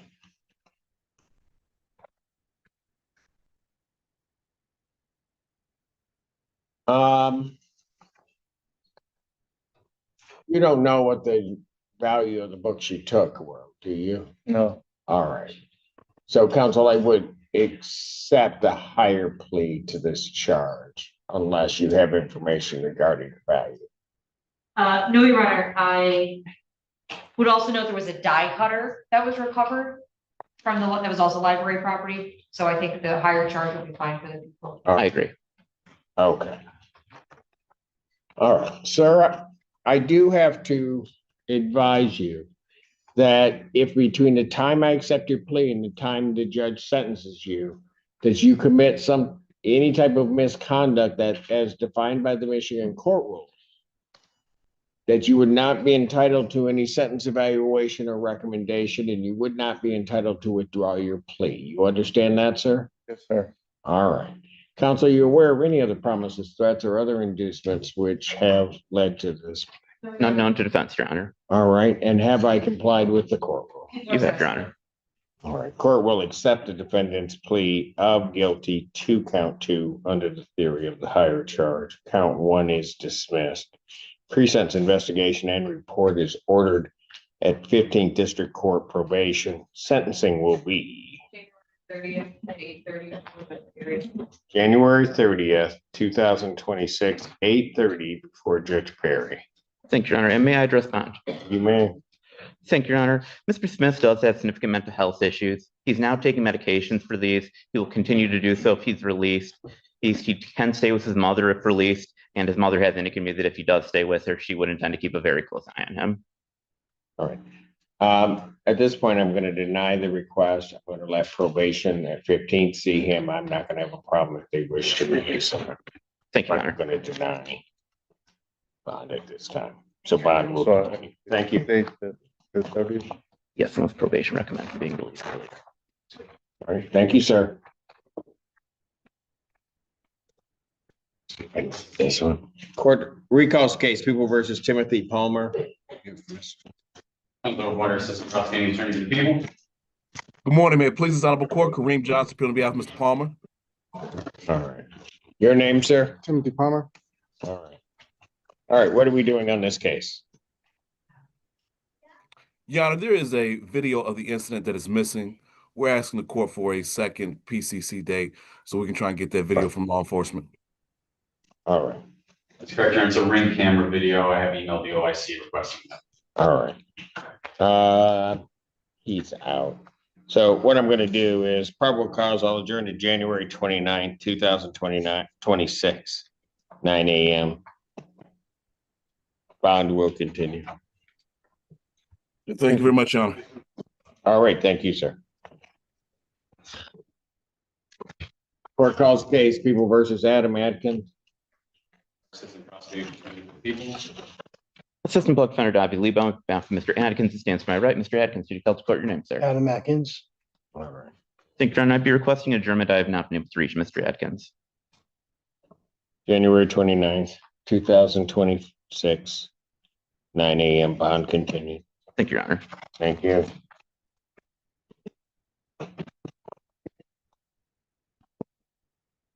Case, People versus Mershond Smith. Water Assistant Prosecuting Attorney for the people.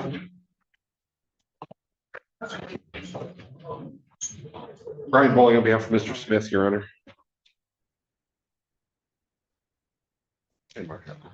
State your name for the record, please. Marcian Smith. Thank you. Judge, we're asking this matter be sent for a preliminary examination. Discovery is complete. I believe it is, yes. People, other witnesses available the 13th. Yes, Your Honor.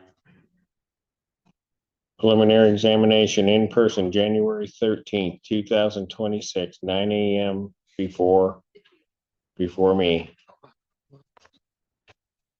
Bond will continue. Your Honor, may I address bond? You may. Your Honor, this is the only matter holding Mr. Smith to my knowledge. There's a $25,000 bond. He indicates to me that he is employed at Toyota in Saline, which is a very good job. He believes he will lose that job if he remains in custody any longer. Further, it's come to his knowledge that the apartment that his fiance and daughter live in Ypsilanti, that they are going to be evicted from that residence if he's not able to be the financial support for those individuals, which ultimately ties to my early argument regarding his job. He indicates to Is me the that, apartment in his name? It is, Your yes, Honor. Who's the landlord? We just moved there. We moved out of Arbor One into this apartment. what's the name of the apartment complex? I can't So remember. you just moved out of Arbor One. How long ago? Like 60 days. We moved out of Arbor One into this apartment. We've been trying. Because you were trying. Because it was a mess condemned. over there. Yeah, it was condemned. And we just got this apartment, Your Honor. I don't want to lose it. Your Honor, just, Okay, have they started? It's in your name? The apartment is in me and her name, yes. We don't have anything in his name.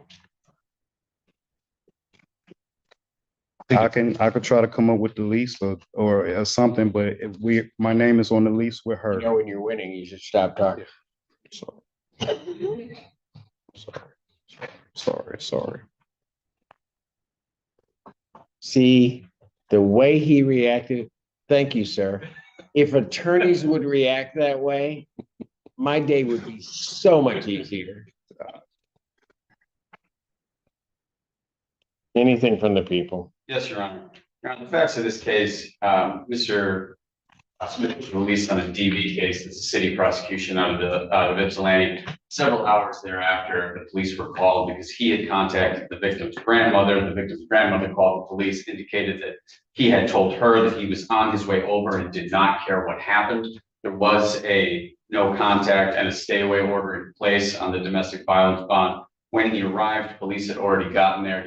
He was observed by the arresting officer standing outside the door. The officer asked him to stop and come and speak to him. He immediately ran. The officer had to chase him out of the building, down the street, through the snow until eventually he fell down. The officer tased him. He did not stop. Eventually, he was able to take him into custody. The people are very concerned about his refusal to follow the court's orders regarding bond, as well as his refusal to follow the orders of law enforcement. may I respond to that?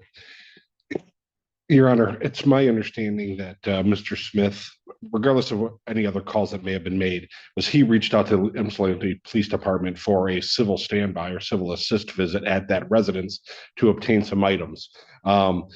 It's my understanding he was in communication with the Ypsilanti Police Department, actually received a return call from them, telling him to go to that location. I mean, ultimately, we're here for the allegations that Mr. Overwater just stated happened once he came in contact with the police at that location. But what happened to the underlying DB? It's still pending. There is a personal bond on that case. So I believe it was scheduled for a hearing yesterday, and nothing was changed. So that's what I'm trying to figure out. So if the violation is for the underlying DB, he goes there, which would be a violation on that case. And where you would suspect that his bond would be denied. Fair enough, but his bond is not denied. He has a PR on that case. And because, all right. And I mean, I'm not sure exactly what happened with respect to the What did call. I tell your client? Great, fair enough. Okay.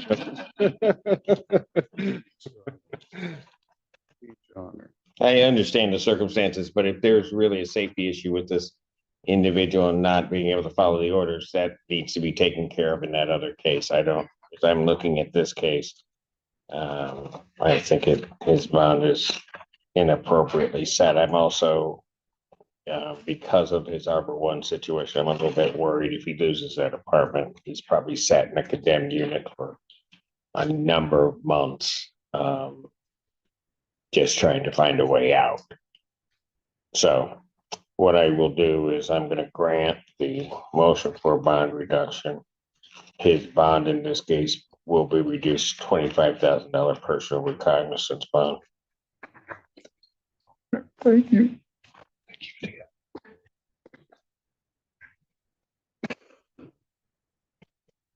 Your Honor. And thank you. You're welcome, sir. Thanks, Jeff. All right. Don't make me regret it. Do the right thing. You hear me? You won't, Your Honor. All right. Take care of yourself.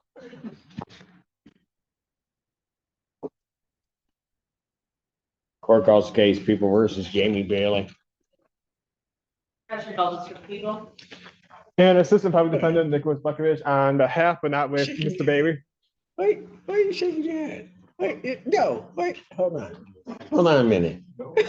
What? You don't want to talk to him? You don't?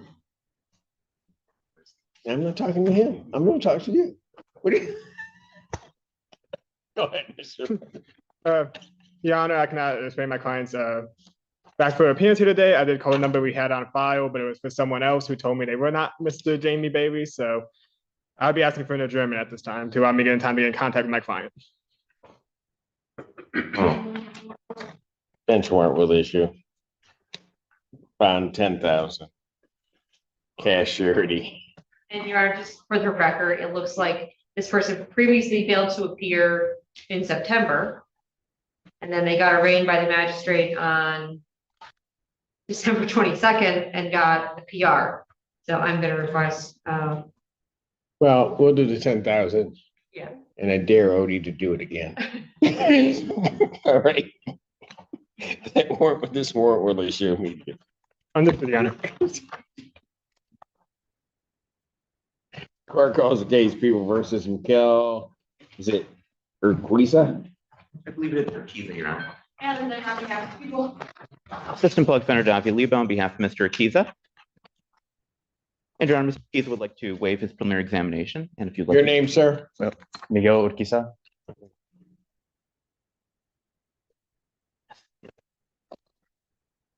And Your Honor would like to address bond as well. Of course you would.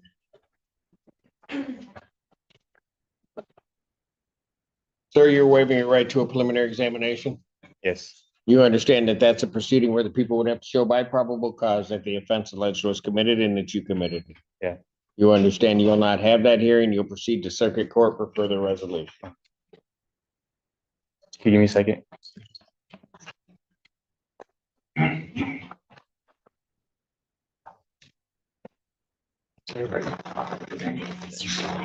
Yes.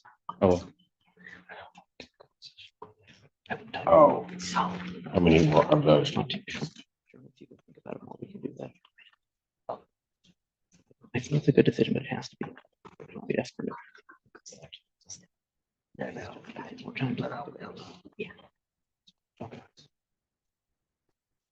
Yes, understand. All right. You understand you will not have that hearing, you'll proceed to circuit court for further resolution. Yes. All right. People also waive their right. Yes, Your Honor. Preliminary examination having been waived, defendant is bound over to circuit court on counts 1 and 2 with 3 following. Thank you, and we acknowledge receipt of the information, waive formal reading and stand mute. Defendant having waived formal reading, standing mute, court will enter a not guilty plea as to all charges. Pretrial will be set for January 13th, 2026, 1:30 before Judge Kunke. As to bond. And with regard to bond, I think the past couple weeks in jail have taught Mr. Urquiza a very significant lesson, both about the seriousness of this case and about the importance of following this court's orders regarding bond. He is 20 years old. He is a college student, University of Michigan. He has a supportive family. I believe both his parents are present in the courtroom today. He's told me he is actually doing very well in school. It's a 3.5 GPA, and he's currently scheduled to go back to school on the 7th. He's also told me that he was accepted recently to him. Why did he lie to me when he came before me? Mr. Urquiza, would you perhaps like to address the court on that? Like regarding to the Adderall? Yeah. Well, yeah, I did. Well, a family member did take it, and I made the, like a careless decision of taking it.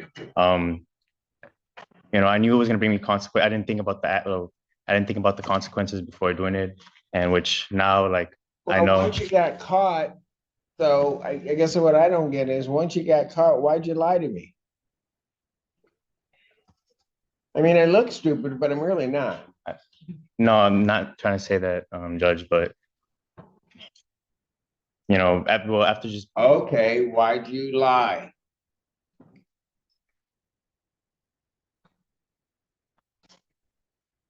Oh, that's a hard question. Just so you took it, you were scared. Just say that. I was, well, the reason why I lied was I was scared. I just didn't know, the consequences I'd be following it. Really? And, well, that was, So how'd that work out? it didn't work out really Yeah, good. it It was really didn't. my fault.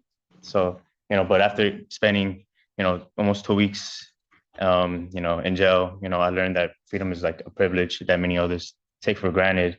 And, after learning that, and if given, a chance, I won't take that for granted. You came up here, it's really funny, because you came up here really smug and everything, just doing what you were doing, and I asked you a simple question, you just lied to me, tried to smile at me like whatever it was, and you didn't seem to get it. I don't play that. I understand. No, I don't know if you do. Ms. Linda?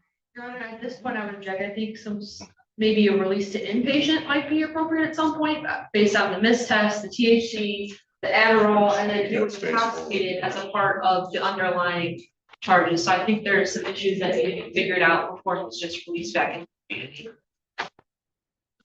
Your Honor, I have no objection to him being released basically on home confinement with an instruction to immediately get a substance use assessment. But as of now, I don't think there's any reason to believe that he's in need of inpatient treatment. Okay, let's look at this. How am I going to keep him away from the drugs? Your Honor, I think the past 2 weeks have taught him that he cannot even think about touching substances. I think that's very clear to him now. So he should have learned a number of lessons. Don't touch that. Don't lie to me. I think this is probably the biggest learning experience of Mr. Key's life, Your Honor. Really? Would you agree with that, That's a Mr. lot Key? of money to Yes. pay for the U of M. This becomes your biggest learning experience. Where are you from? I'm from Chicago, Judge. Oh, he's trying to roll some Chicago stuff on me. That didn't work, did it? I'm sorry? That didn't work, what you were trying to do. Why didn't you just come in and tell the truth? Well, I was scared. Well, I've never been in this type of situation before in my life. I've never been in trouble. I've never been in this state. Why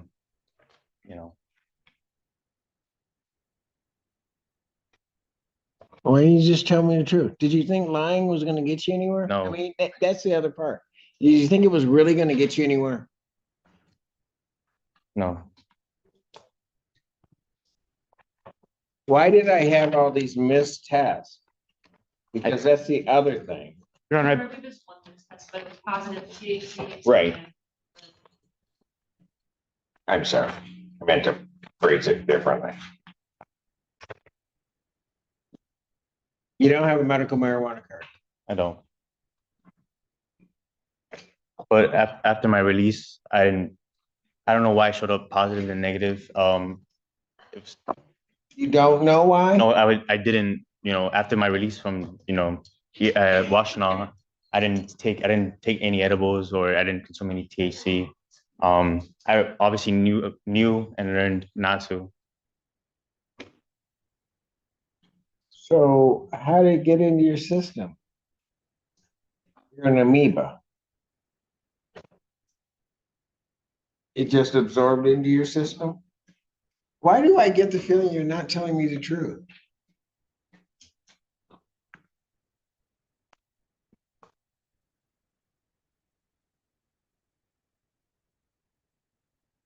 Your Honor, Mr. Kiza has indicated to me pretty much since this violation of THC came to light, that he does not believe he's used THC since. So this THC, how did it get into his system?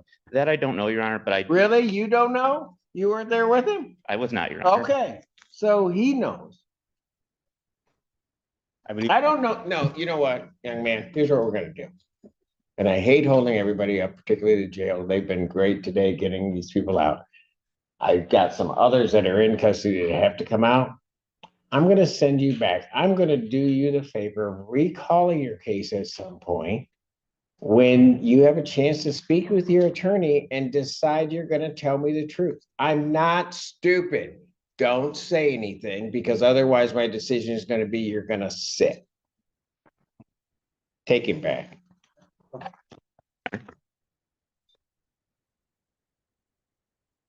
Clerk does call the case of the people versus SAR. Yes, Your Honor, ready. Cast the call for the people. Morning, Honor. Tyler Velo, P number 75702 on behalf of Penda Sar, who is walking up to the podium and will be standing to my right momentarily. And Ms. Sar, when you get to the microphone, can you state your name for the record? Yes, Pandasa. Yes, today is the date and time, Your Honor, for a probable cause conference. My office reached out to the prosecutor as late as yesterday regarding discovery, and they didn't have it, but this morning they did, and they told me that they sent it to me, so to my office. So we have that now, but we are asking for a short adjournment here so that we can review that discovery and decide on the preliminary examination.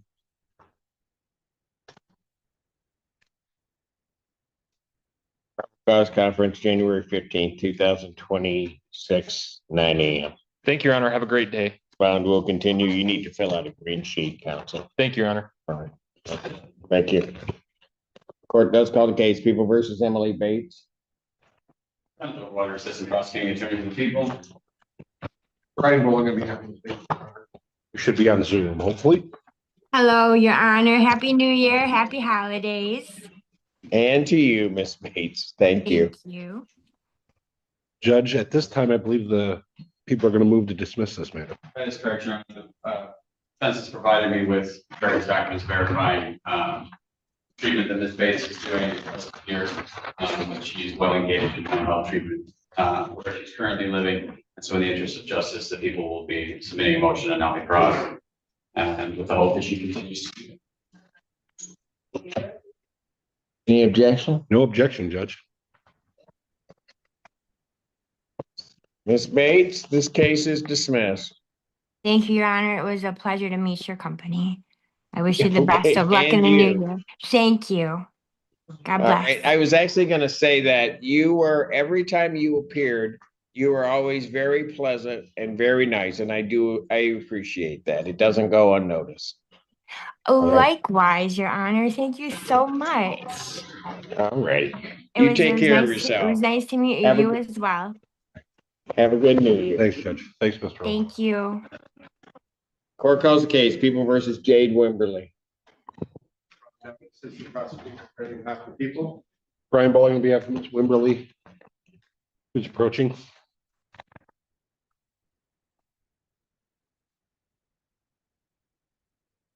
State your name for the record.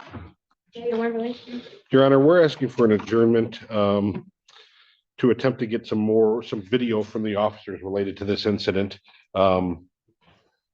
So I just asked for an adjournment. Okay.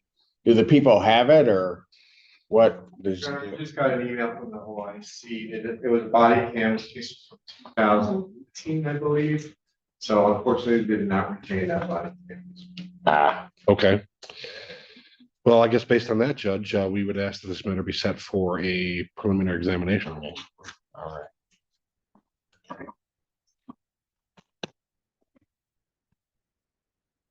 Discovery would be complete, and would the people have their witnesses available the 13th? Yes, sir. Preliminary examination in this matter, January 13th, 2026, 9 a.m. before a 15th District Court Judge. Address bond. Right. Judge, Ms. Wimberly being held on a $10,000 bond. She does also have a bond out of the 14A2 District Court, which is a $1,000 10% bond, which she indicates to me that if this court were to grant her a personal bond, she would be able to post that bond. There's nothing else holding her in custody to my knowledge. As the people indicated, this is an older case.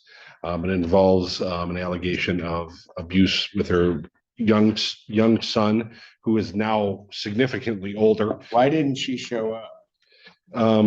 In the most recent hearing in December, Your Honor, she was at a facility called Stonecrest in the city of Detroit. My office was working with Ms. Wimberly's sister, as well as that facility, to try to get documentation for the court, but we weren't able to do that. I believe if she's able to get out, she can present that to the court when she returns. How long was she in that?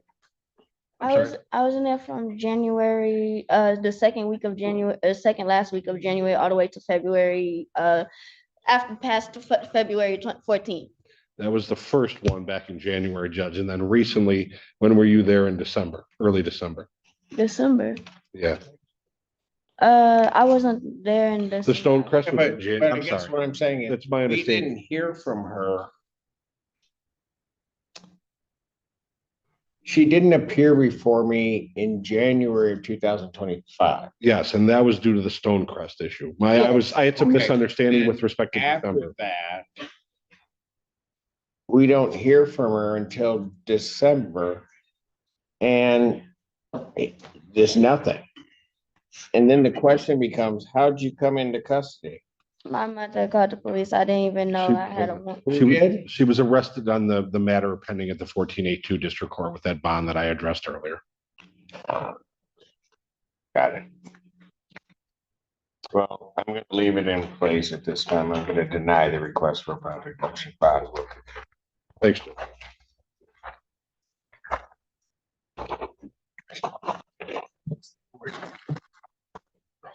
Thank you.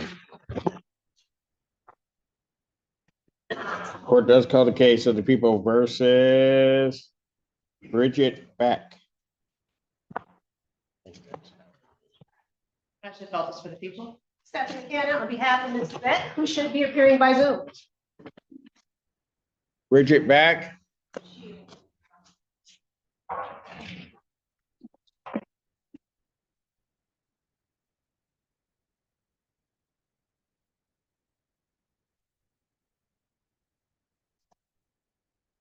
What? I don't.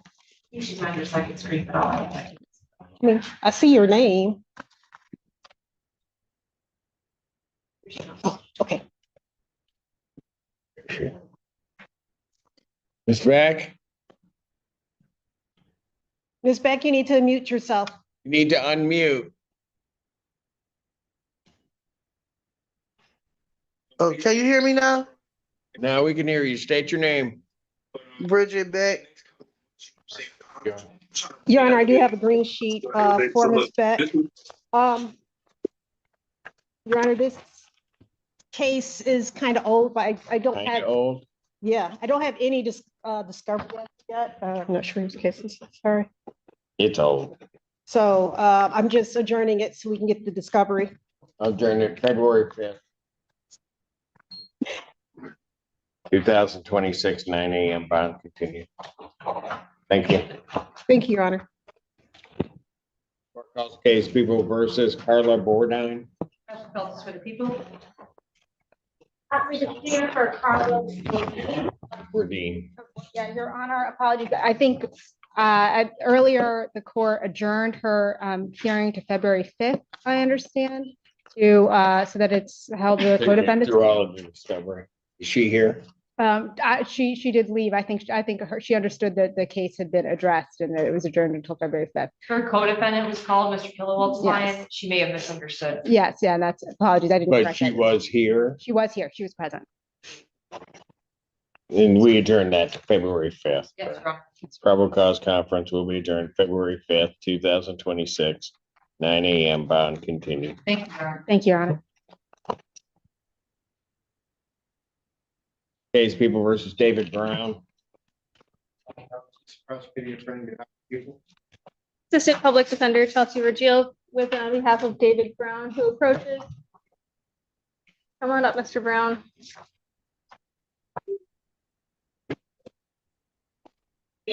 State your name. David Brown.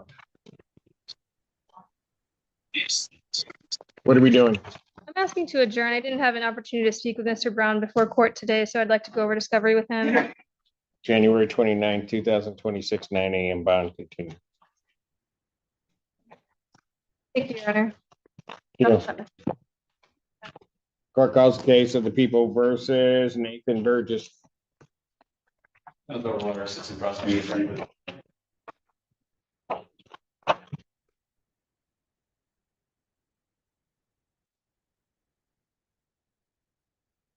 This is the one.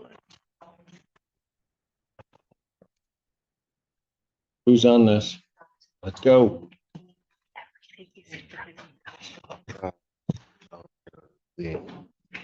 Your Honor, Stephanie Cannon, on behalf of my client standing in for Mr. Lebo. Could you please state your name for the record? Nathan Burgess. I have before me a plea form. Is that what we're doing? Yes, Your Honor, we're doing a plea in this matter. The plea form indicates that the defendant will be pleading no contest to 3 misdemeanor charges.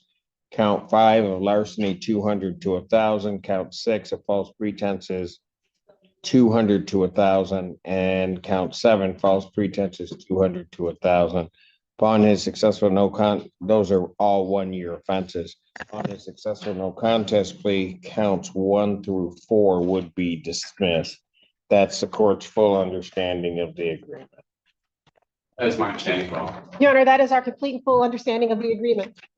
May I have him sworn? Raise your right hand. Do you solemnly swear the public testimony you're about to give the whole truth and nothing but the truth, so help you God? Yes, sir. State your name, please. Nathan Burgess. Sir, it is the court's understanding that you're going to plead no contest to 3 misdemeanor charges. Is that your understanding? Yes, sir. Says, first of all, to count 5, larceny, 200 to 1,000. That's a misdemeanor punishable by up to 1 year, $2,000 fine plus court costs. You understand that? Yes, sir.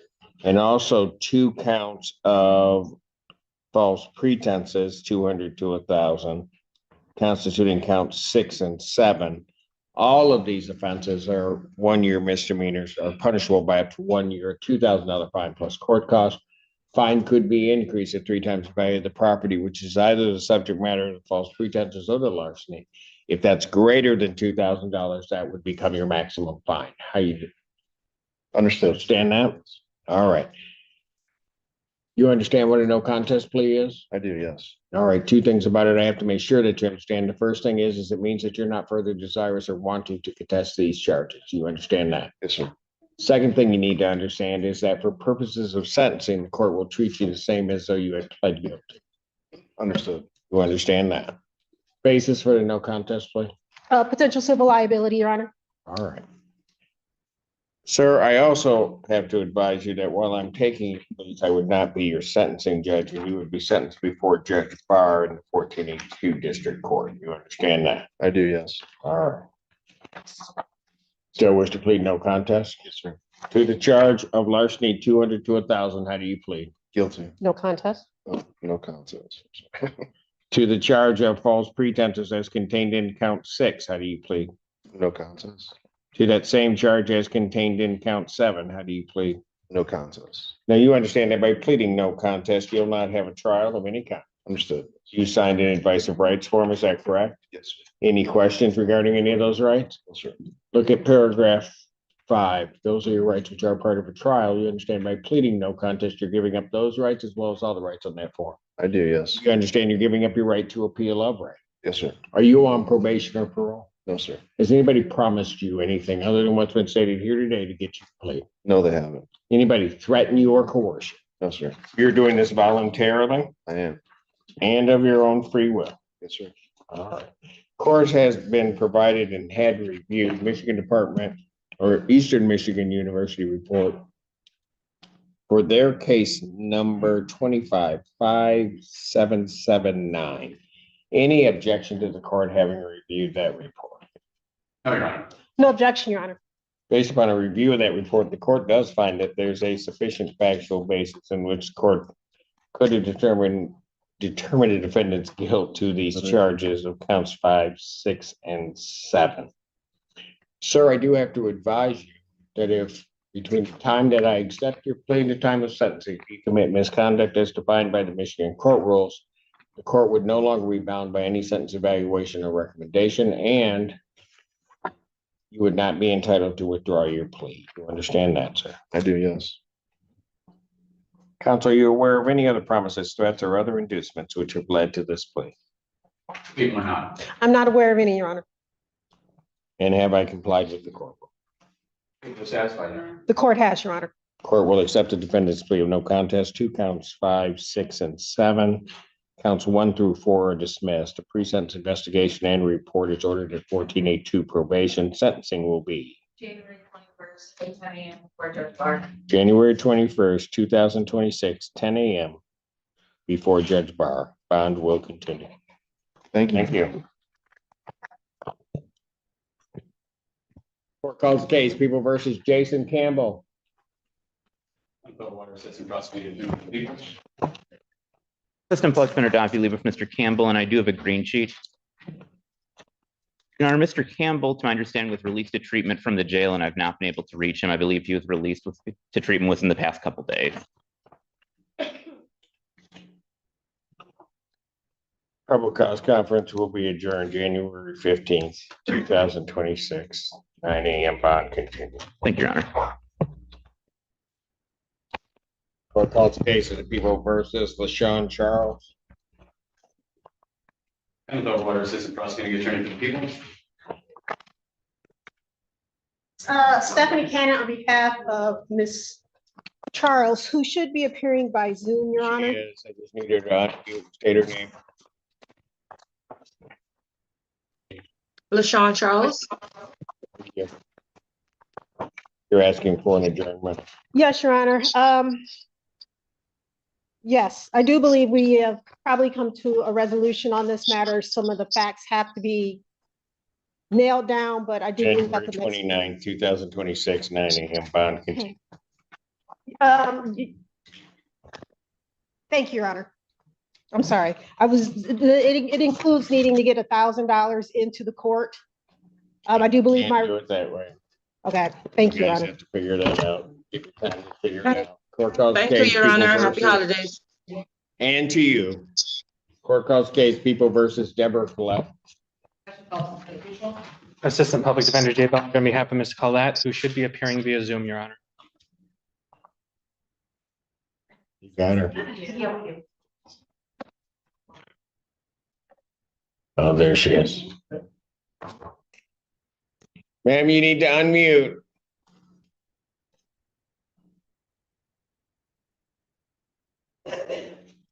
Looks like she's still muted.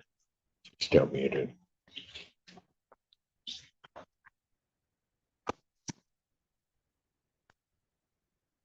Me? There you go. No, that's not her. Damn it. Miss Collette, can you unmute? She's trying.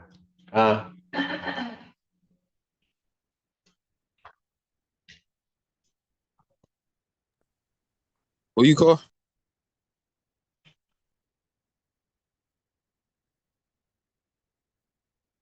Miss Collette, do me a favor, wave your hand if you can hear me.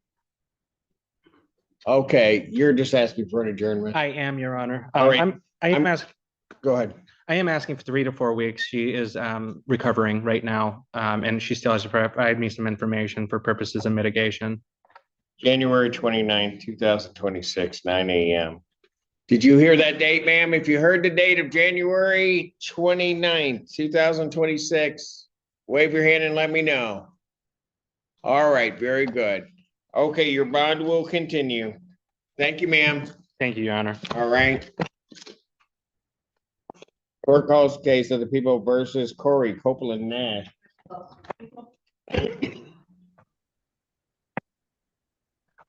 Can I get off here? Thank you, Your Honor. Alex Warren Green on behalf of Ms. Copeland Nash. I have a plea form. Is that what we're doing? That's correct, Your Honor. Ms. Copeland Nash, can you state your name? Corey Copeland Nash. All right. Plea form indicates she's going to plead guilty to the charge of attempted possession of a loaded firearm in a motor vehicle, the 1-year offense. Upon her successful plea to that charge count, that being count 2, count 1 would be dismissed. And that's the court's full understanding of the agreement. That's our understanding, Your Honor. May I have her sworn? Raise your right hand. Do you solemnly swear the following testimony you're about to give will be the truth, the whole truth, and nothing but the truth, so help you God. State your name, please. Corey Copeland Nash. All right, ma'am, it is this court's understanding you're going to plead guilty to the charge of attempted possession of a loaded firearm in or upon a motor vehicle. That is a misdemeanor punishable by up to 1 year incarceration, a $1,250 fine plus court costs, and mandatory forfeiture of the weapon or device. You understand that? Yes. All right. Still wish to plead guilty? Yes. And to that charge, how do you plead? Guilty. Now, you understand that by pleading guilty, you'll not have a trial of any kind. Right. You signed an advice of rights form, is that correct? Yes. Any question about any of those rights? No. Please look at paragraph 5. You'll see a copy on the podium. Those are your rights which are part of the trial. You understand by pleading guilty of giving up those rights as well as all the rights on the form. Yes, You understand you're giving up your right to appeal of right. yes, Are you on probation or parole? no, Has anybody promised you anything other than what's been stated here today on the record to get you to plea? no, Anybody threaten you or coerce you? no, You're doing this voluntarily? yes, Okay, of your own free will.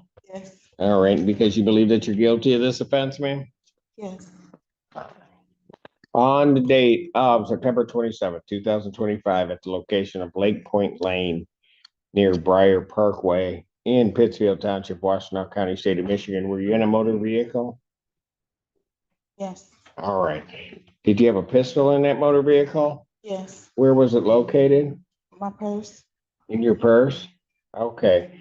Ma'am, did you have authority to carry that weapon in that fashion? not at that time, Not at that time.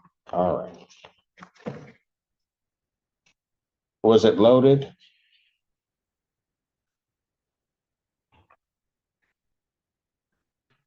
the clip was in the purse as well, but it wasn't in the gun. It wasn't in the gun. You don't know whether or not there was one in the chamber. No, I know it wasn't, There was not one. there was not, Okay, gotcha. All right. Ma'am, I do have to advise you, if I accept your plea and you commit misconduct between the time of my acceptance of your plea and the time of sentencing, commit misconduct as defined by the Michigan court rules, that the court would no longer be bound by any sentence evaluation or recommendation. And you would not be entitled to withdraw your plea. You understand that? yes, All right. Counsel, you're aware of any other promises, threats, or other inducements which have led to this plea? No, Your Honor. None from the defense, And have I complied with the court? You are satisfied. and the defense is satisfied, Your Honor. Court will accept the defendant's plea of guilty to count 2. Count 1 is dismissed. Pre-sentence investigation and report is ordered at 14A1 probation. Sentencing will be February 11th. Really? 2026, 9 a.m. That's before me. Bond continues. Oh, wait. Thank you, Your Honor. Thank you. Court does call the case of the people versus Vasquez Davis. Assistant Prosecuting Attorney for the people. Assistant Public Defender Ben Dunaway on behalf of Mr. Davis, who's approaching the podium now. Your Honor, we just received an offer in this matter today. Mr. Davis, come on up and would you state your name for the record, please? My name is Vasquez Faison Davis. Okay, so we just received an offer today from the people. I'd like to put that on the record and adjourn a couple of weeks for Mr. Davis to think about that. Go ahead, put it on. Your Honor, the offer for me to plead guilty to 4 no contest to 1 count of malicious destruction of property, 200 to 1,000. And the restitution, we believe, is in the amount of $500. Is that payable at plea or sentencing? After sentencing. After, okay. I'll adjourn this matter out January 22nd, 2026, 9 a.m. Bond continued. Thank you, Your Honor. Thank you. Thank you, sir. Thank you. Keep your phone away till you get out of my courtroom. You know, yeah, that's funny. I'm serious. Is that the 29th, Your Honor? 22nd. 22nd, thank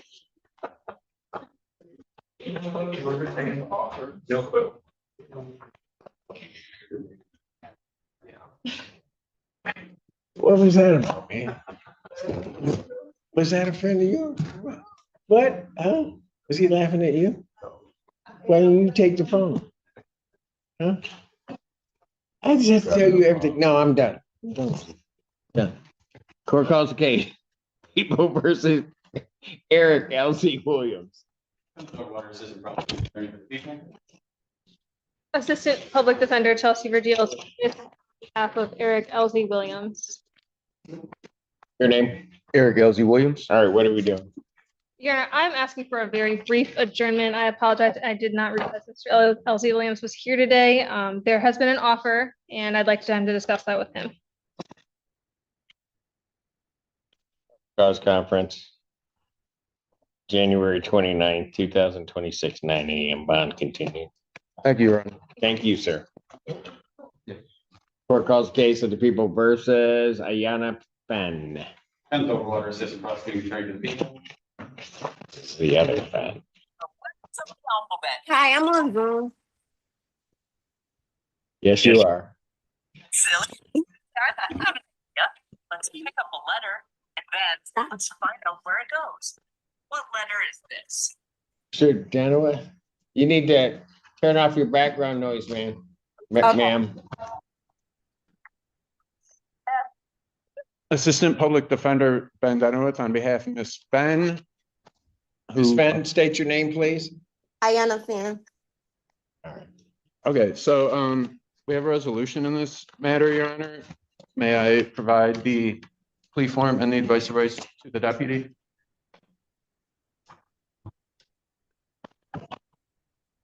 All right, the form indicates she's gonna be pleading guilty to charge of retail fraud, second degree. The 1-year offense. Upon her successful plea to that charge, count 1 would be dismissed. There is also a sentence agreement of probation under HIDA. That's the court's full understanding of the agreement. That's correct, Your Honor. Yes. Said court's full understanding. Yes, Your Honor. Ma'am, please raise your right hand. Oop, hold on, wrong hand. Yeah, your other right hand. There you go. What? I don't know. Do you solemnly swear or affirm testimony you're about to give will be the truth, the whole truth, and nothing but the truth, so help you God? Yes. State your name again, please. Ayana fan. Ma'am, it is this court's understanding that you're going to be pleading guilty to the charge of retail fraud in the second degree. That's a misdemeanor punishable by up to 1 year incarceration and $2,000 fine plus court costs. Fine could be increased at 3 times the rate of the property taken. If that's greater than $2,000, that would become the maximum fine. You understand that? Yes. You also understand, ma'am, that while I'm taking your plea, I would not be your sentencing judge, and you would be sentenced before Judge Perry in the 15th District Court. Can I be sentenced before you?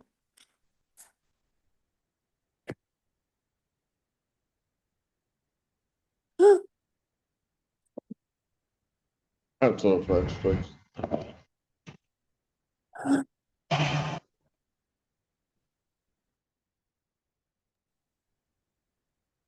Yeah. Ma'am, at this time, what I'm going to do is I'm going to stop the plea. I'm not going to take your plea at this point in time.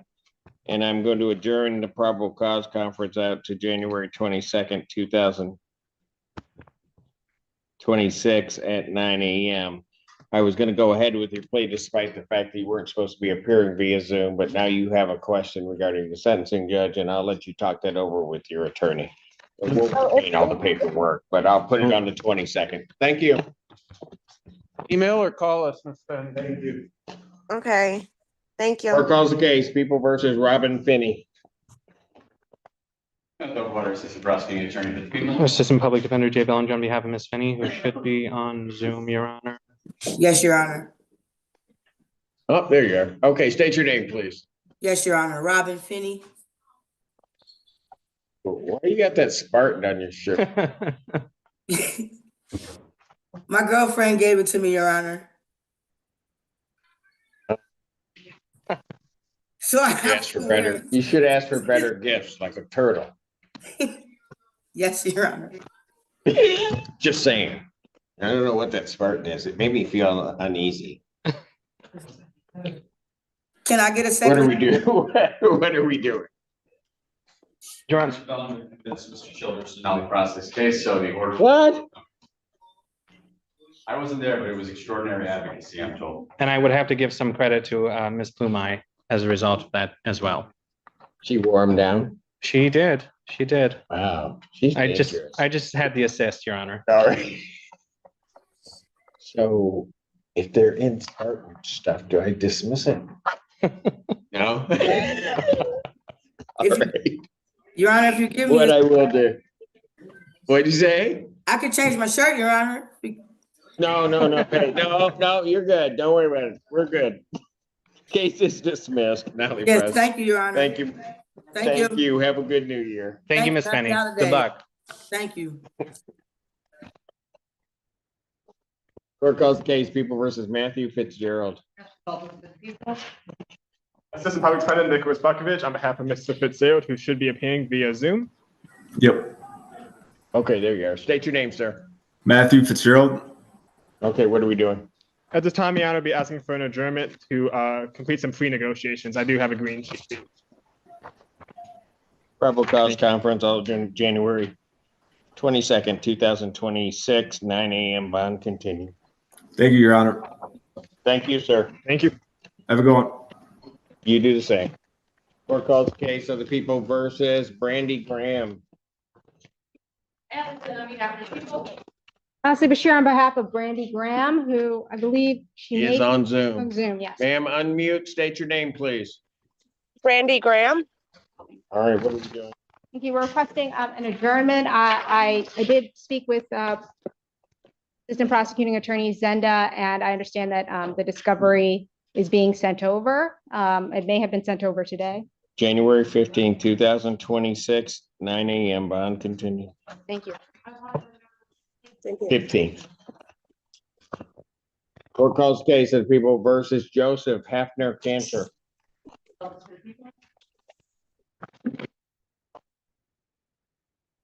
Alex Warren, Green up Hafner Cantor. Here, Your Honor. Can you state your name? Joseph Hafner Cantor. All right, what are we doing? Your Honor, we're asking for a preliminary examination at this time. Discovery is complete. Believe so, Your Honor. People have their witnesses available the 13th.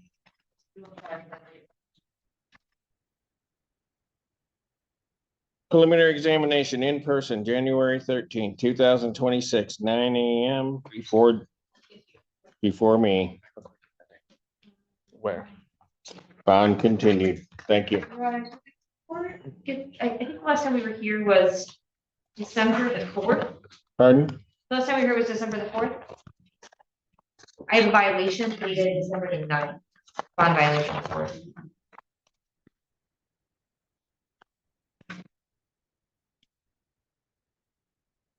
And we are in receipt of that, Your Honor. I did review it with my client. You have a bond violation? I do. Behind that, I need these in the front. So it does seem to indicate, We were here last on what day? I thought December the 4th. Yes, I have December 4th. And I've got, So it does appear that these tests were in the interim period between the last time we were here and this. Mr. Allen. With positive alcohol blows on the silver link. We've got a positive on December 8th. And then missed tests really through the 9th, early into the morning. So the 8th was at 11:37 p.m. 0.07. And then 04, probably the same alcohol, maybe a little bit more, by 8 a.m. that morning. So some 8 hours later, he's still blowing numbers. Except that then a little bit later, it popped up and then went down. So it looked like he was continuing to drink. Then the worst thing happened. They spoke with him, and he said he didn't have any alcohol. And Your Honor, I believe Mr. Hafner Cantor is changing his position on that now. Really? He did appear on the same day that this violation report was submitted. He appeared before Judge Frushauer to be arraigned on a misdemeanor OWI. The misdemeanor OWI date of the alleged offense predates this case. I think it was just authorized later due to lab results. But nevertheless, he appeared for arraignment knowing that this violation was there, and it was addressed at that time by Judge Frushauer, who had him taken into custody with a $5,000 10% bond. I think the condition of that bond on this case, he was taken into custody at the time of his arraignment You're saying two different things to me. Her taking him into custody at the time of the arraignment is one thing. If she's taking him into custody on this case, that's a different thing and not something that I see in this file. And you're correct. What happened was after the court considered this bond violation and received the report from his tether agent, bond was set in the amount of $5,000, 10%, with the condition that he be fitted with a scram tether before that bond shifts to a personal bond. So he was fitted with a scram tether. He remains on that scram tether since December 9th, and I don't believe he's had any violations. Mr. Hafner-Cantor is employed and has stable housing with his employer in Saline. Your Honor, I would ask the court to consider continuing his bond because I think him being on a scram tether is kind of the constant reminder he needs not to drink. I will note the present offense. I don't believe there are any alcohol related allegations, but of course he does have a misdemeanor OWI and he admits he has a drinking problem.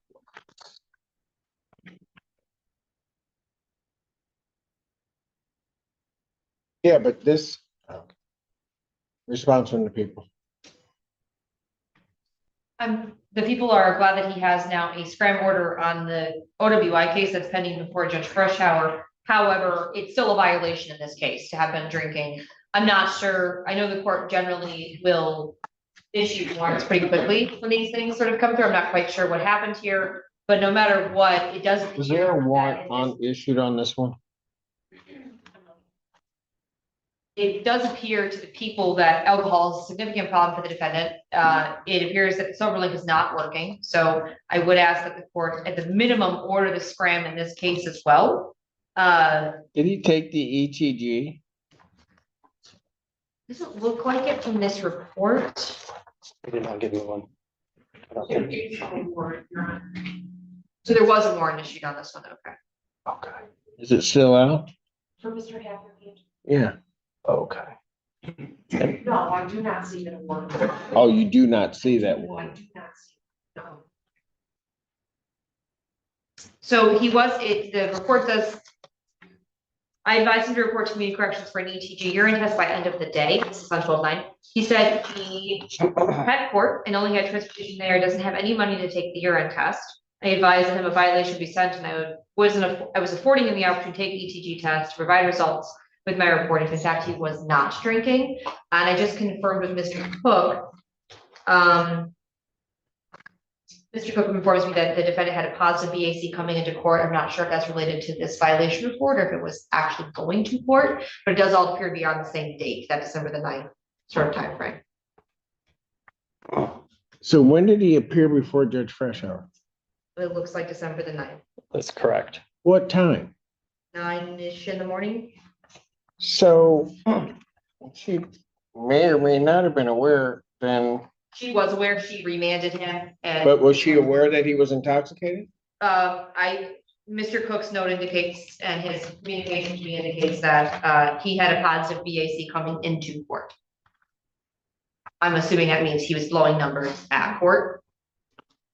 And I know that community corrections was there. Okay, I'm pretty much done. I mean, you drink coming into court, you drink in violation of my bond. I saw you 4 days beforehand.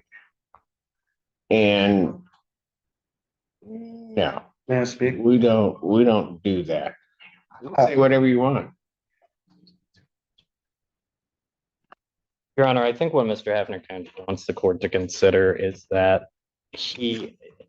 since this string of events leading up to the court date on December 9th, I think he has pivoted and changed his position from denying So let his me get this problem. right. You're telling me that all of a sudden everything has changed. On December 8th, he's drinking. He's drinking well into the morning on December 8th. He has to appear in court, can't stop drinking, and then ends up at court that day. he talks to community corrections, I think, on that same day and just is absolutely lying to them. And somehow between now and that date, he has made a certain epiphany has occurred and he's made some miraculous transformation. Is that what you're telling me? Your Honor, I understand the court's concern. Mr. Hafner Cantor, when were you released from the Washtenaw County jail? Was it the following day or this? I was there for a week. I think I was released on the 19th or the 18th. So, Your Honor, he's strung together 10 days on a scram tether with no issues whatsoever. And I think that's what he wants the court to consider in reassessing bond here. I would ask the court to continue his bond based on the fact that he's come into compliance since being placed on the scram tether. He's in violation on my case, goes to another court drunk. And Your Honor, I would like to correct my record I made to make sure that it's accurate. Mr. Cook has let me know that he doesn't know if the defendant was individually touched at the court, but because he had the 0.04 30 minutes before the judge saw him, Mr. Cook's note was that he was drinking. So I apologize if that was confusing at all. I just want to make So he wasn't breathalyzed at court. now that Mr. Cook's aware. Where But it's because it was 30 minutes before, there was an assumption that, which is a good assumption. it's pretty fair, yeah. Anything else? Your Honor, I know Mr. Hafner Cantor's been in constant contact with his community corrections agent. And I know that his 3-year-old daughter, who he takes care of, is his biggest concern. I think he was dealing with some stress regarding a custody situation with respect to his daughter. And He's violated my bond. And then absolute disrespect showed up at another court, still under the influence of his drinking event that violates his bond in this case. And he's appearing at that time on an OWI. And he's not in any treatment. Anything else? Nothing from the view. nothing further, Your Honor. Bond revoked, defendant's remanded. Your Honor, Yeah. and The 13th is. And with respect to that date, he does appear in district court on that same date. I'm not sure if the court wants to move it or if the jail would be able to accommodate that District court where? for the OWI case. Well, he wouldn't exam until much later. Which judge is the exam? Thank you, Your Honor. Court calls case People versus Nicholas Harding. Assistant Public Defender Dobbie Leave on behalf of Mr. Harding. Mr. Harding, could you please tell the court your name, sir? Nicholas Harding. Alexander, on behalf. And Your Honor, we are requesting adjournment of this matter. We have received an offer that Mr. Harding is considering. I'd just like to have him to have some time to reflect. January 15, 2026, 9 a.m. Bond continued. Thank you, Your Honor.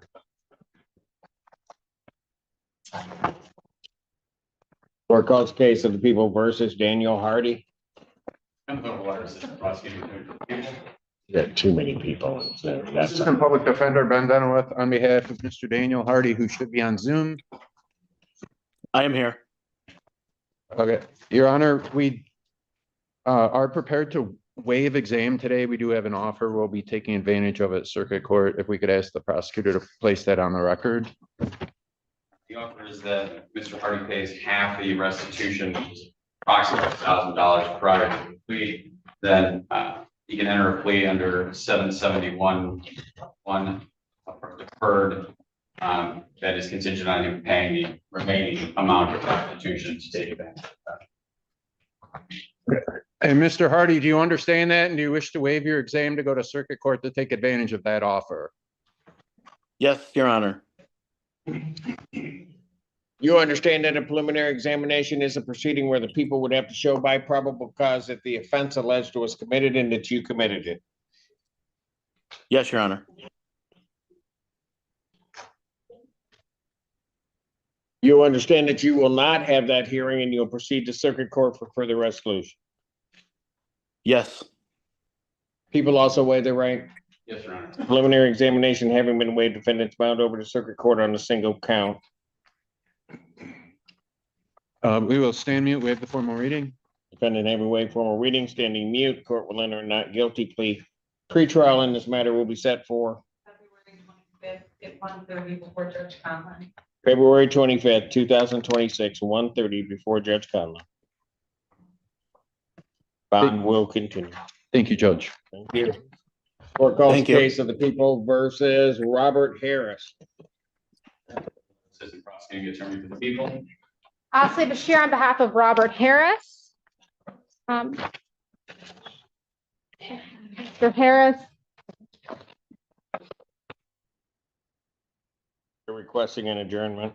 yes, for further negotiation, Your Honor. Your Honor, we briefly approached it. Very briefly. I will adjourn this matter, probable cause conference to January 29th, 2026, 9 a.m. His bond will continue. He paid money to 50. District Court would say accepted apparently. So I don't know what the deal is, but we need an order. Okay. Just Thank you, Your Honor. Court does call the case of the people versus Ardashir Hassani. And the Prosecuting Attorney for the People. And Assistant Public Defender Nicholas Bukovich on behalf of Mr. Hassani, who is standing to my side. Can you please state your name for the record, sir? Yes, Ardashir Hassani. All right. At this time, Your Honor, I'll be asking for a brief adjournment to finalize some plea negotiations. Probable cause conference, January 15th, 2026, 9 a.m. I'll need a green sheet. Your Honor, we'll be sending over a stipulation to travel where my client will be traveling from January 5th to January 20th. So would it be possible to get the 22nd date? Where is he going? We're going to Canada, correct? Yes. Going where? Canada.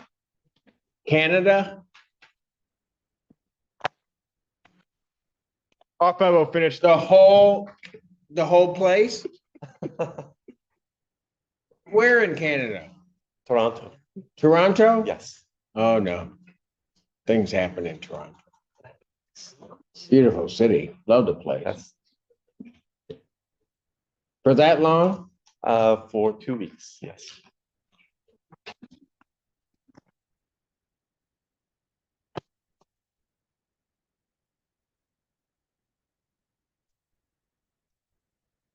Not right about this. I'm not sure. January 29th, Thank you, Your Honor. and I'll wait to get the, That should be being sent over shortly. pardon? The order should be being sent over shortly. All right, very good. Thank Thank you. Happy New Year. And to you. Court calls the case, people versus Daniel Elan.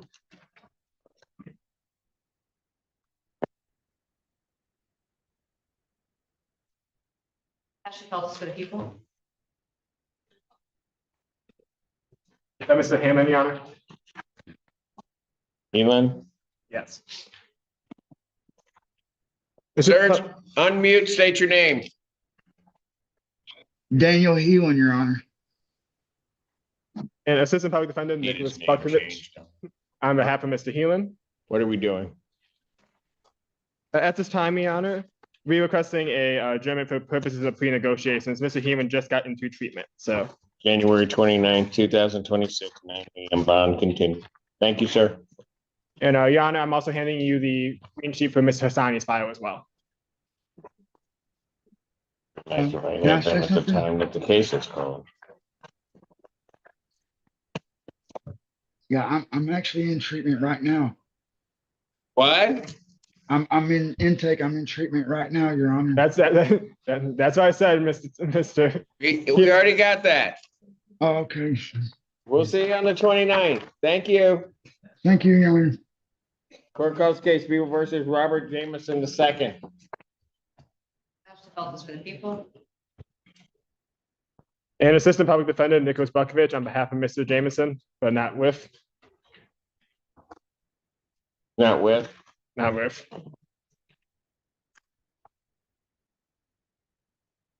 Bench warrant will issue bond 10,000, cash surety. The warrant will issue immediately. Court calls case of the people versus Cyrano Johnson. Assistant prosecuting attorney for the people. Stephanie Cannon on behalf of Mr. Johnson. Mr. Johnson, when you are at the lectern, please state your name for the record. Cyrano Johnson. Thank you, sir. And Your Honor, I do believe we're close to a resolution on this matter. However, I would just ask for a brief adjournment, hopefully for a plea.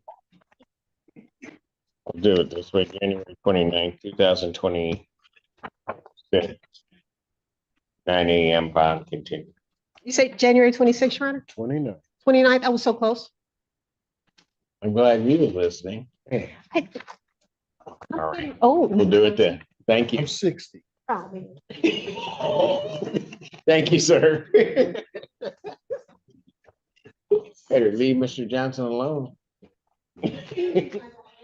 Court calls the case, people versus Jalen Johnson. Assistant prosecuting attorney for the people. Brian Bowling on behalf of Mr. Johnson, working, Your Honor.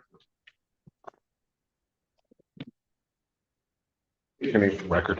Jalen Johnson. Judge, I'm asking for an adjournment to try to obtain body cam footage from the police that I know Mr. Overwater is working on, as well as I'd like to do some investigation work within my office. January 29, 2026, 9 a.m. bond continue. Please not get notice yesterday, so. Court calls case, people versus Gregory Jones. Prosecution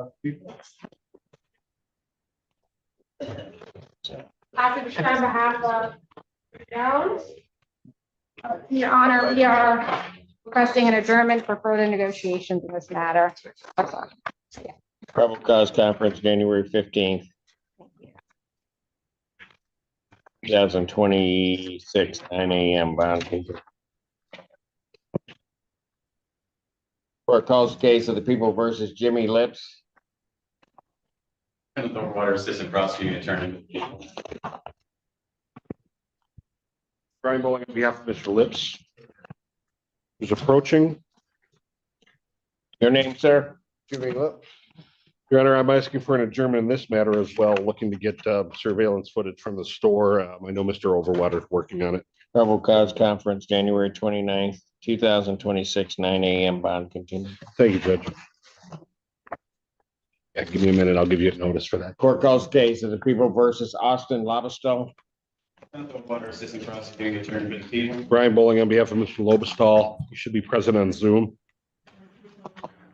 Lobestall, can you state your name, please, sir? Austin Lobestall. All right. Since court's understanding, I have a plea form in front of me that indicates he'll be pleading guilty to an added count 2 of larceny by conversion 200 to 1,000 to 1 year offense. Upon a successful plea to that charge, count 1 would be dismissed. Defendant is agreeing to pay $5,000 in restitution. There's a sentence agreement of deferred sentence under 771.1 under the condition that restitution is paid in full. That's the court's full understanding. That is correct, Your Honor. That's my understanding as well, Judge.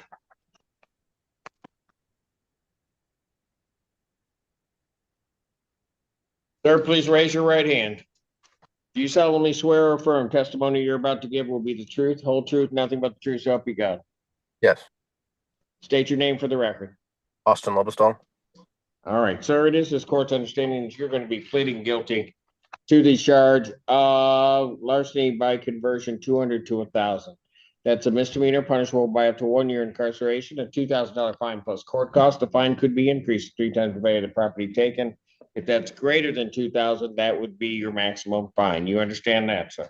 Yes. You understand also, sir, that while I'm taking your plea, I would not be your sentencing judge, and you would be sentenced before Judge Freshour in the 14A4 District Court. Yes. Still wish to plead guilty? Yes. And to that charge, how do you plead? Guilty. Now, you understand that by pleading guilty, you'll not have a trial of any kind. Yes. You signed an advice of rights form, is that correct? They signed it Or on my you had your behalf. attorney sign one on your behalf? Yes. After going through it, do you have any question regarding any of those rights? Nope. Looking at paragraph 5, you understand also that you're waiving all of those rights on that form, including your rights that are your trial rights, which are contained under paragraph 5. You understand that? Yes. You understand you're giving up your right to appeal of right? Yes. Are you on probation or parole? I am, but I was not while when this What, you incident weren't at occurred. the time that this happened, is that correct? Yes, that is correct. I can do it if Has you're any- in the diaper team. Really? Got it. Has anybody promised you anything other than what's been stated here today to get you to plead? No, Anybody threaten you or coerce you? no, You're doing this voluntarily and of your own free will? yes, And also because you believe that you are indeed guilty of this offense? yes, July 1st, 2024, at the location of 14655 Hines or Hinsey in Manchester Township, Washtenaw County, State of Michigan. What did you do on that date that makes you think that you're guilty? I took a deposit on a job and I did not complete the job and did not return the money.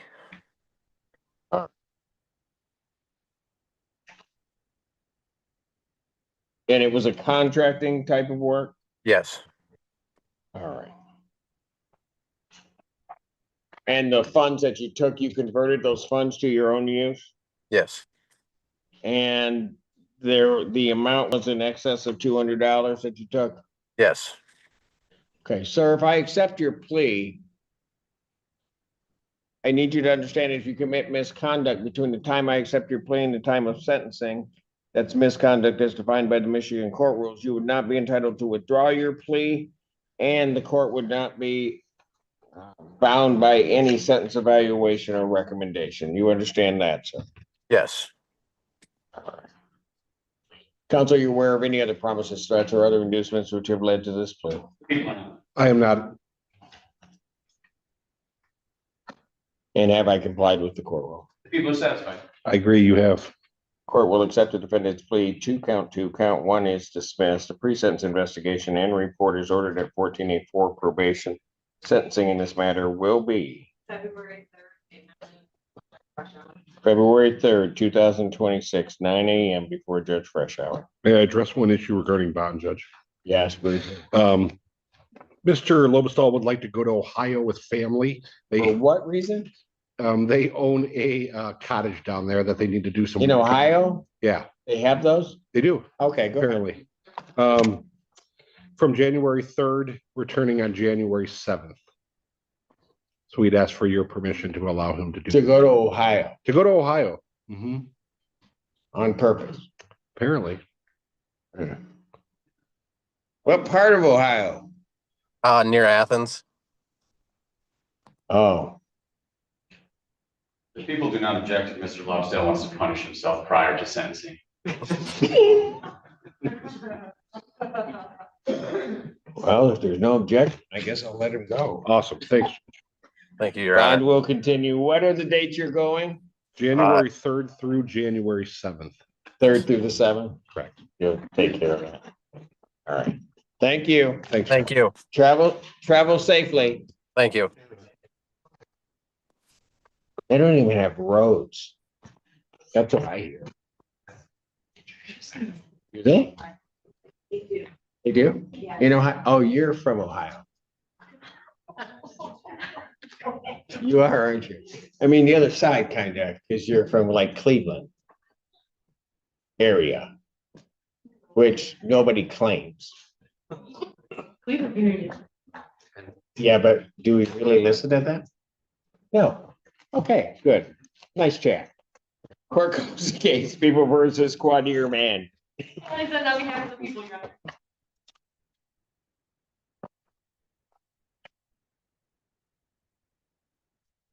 Assistant Public Defender Ben Benowitz on behalf of Mr. Mann, who is standing to my right. Sir, would you say your name for the record, please? Quadir Man. Thank you. Your Honor, we would like to set this matter for exam. All right. Discovery is complete. Discovery is complete.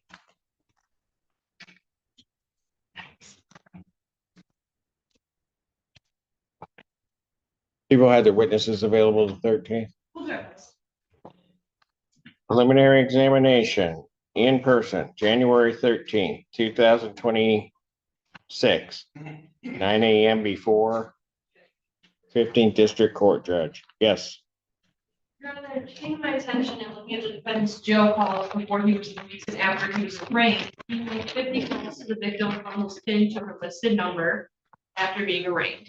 And that doesn't count the day that he was arraigned after he was arraigned. That only encompasses days exclusively after he was arraigned. He calls her 50 times. So I have concerns, given that also to Raymond's, the magistrate indicated his concerns that he will not follow court orders and that he would go back to contacting the victim as soon as he was released. And it seems that he didn't even do that prior to being released. He did it while he was still in custody. So I have concerns, given now that he is out, for safety.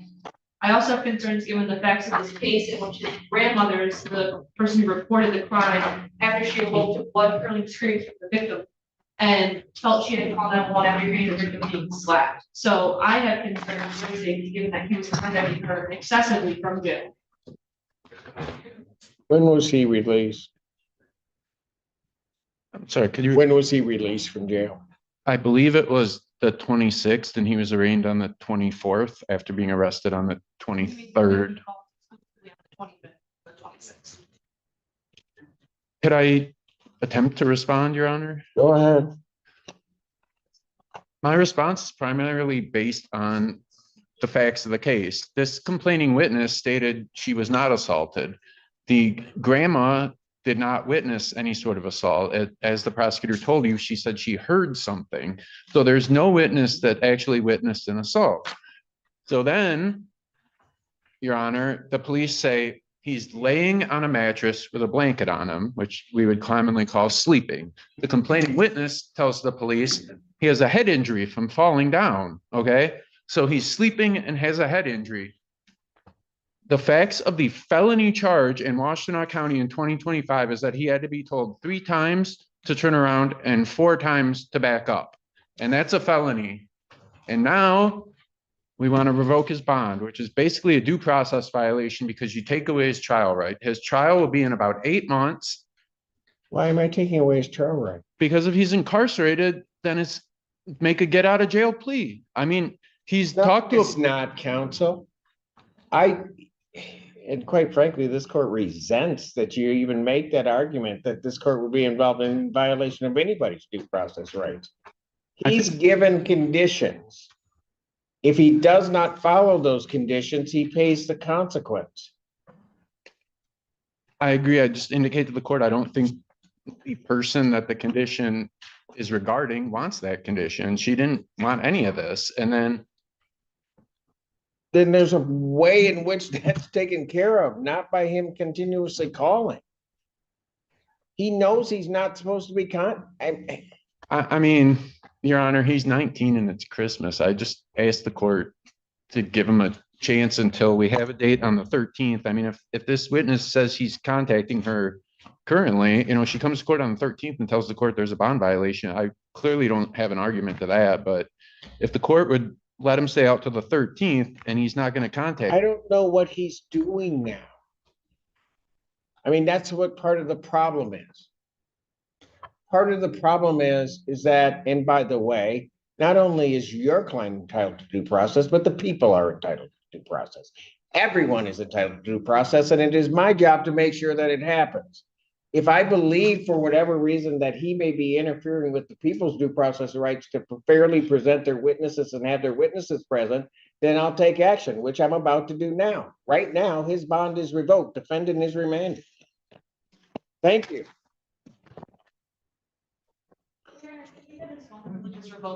Yes, and his phone privileges while in jail are revoked. Put that, can you?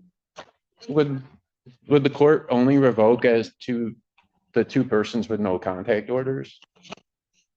I'm revoking his phone privileges. Okay, thank you. Court does call the case, People versus Kelton Martin. That was a non-captive people, Your Honor. Stephanie Cannon on behalf of Mr. Martin, Your Honor, who is present.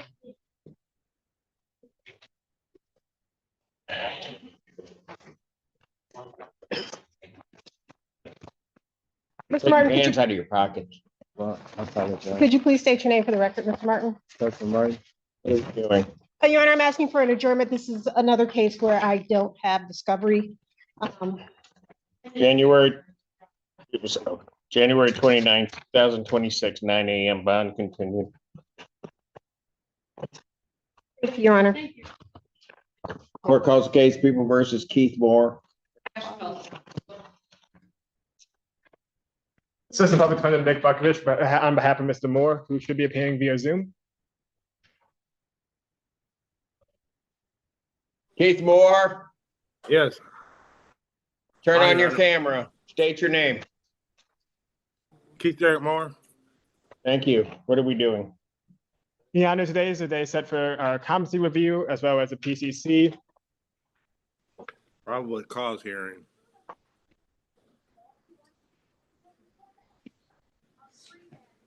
Is the court proceeding to the competency finding? Yes. I am now, I think, from It is dated on November 24th, 2025. So it'd be after his last. November 19th. I'm sorry, November 19th. I'm sorry. Yes, that's when it was completed. I think defense counsel received it November 24th. I apologize, Your Honor. No, it's okay. All right. It doesn't find that he is competent to stand trial. Yes. Would stipulate to its entry and have no further evidence. Yes, and the Any defense would additional also evidence? stipulate to his entry, have no further evidence, and be requesting for adjournment of the PCC for the purposes of negotiation. All right. Court having reviewed that report, court would find that the defendant is competent to stand trial, specifically that the defendant can understand the nature and the objects of the proceedings against him and can rationally assist in his defense. Therefore, the defendant is deemed competent, and I've signed an order to that effect. In Your Honor, in setting the date, I have been in contact with my client's caseworker. He does have a civil court date on the 22nd, which I know is a Thursday. So I'll be asking for a PCC date that would align with that court date down at the 22nd Circuit Court. 29th, January 29th, 2026, 9 a.m. Bond continued. Thank you so much, Your Honor. Your Honor, if you said I missed it, does the court have a copy of an order? Yes. Oh, perfect. Thank you so much. Excuse me, Your Honor. Yes. What's the civil court case? What is what? What was my civil? He said I had a civil court case. Yeah, I have no idea. I didn't have. Speak to your I have no speak to your caseworker, Miss Bishop. She was the one who reached out to me to let me know about the court date. So you can so we could schedule this one outside of that, okay?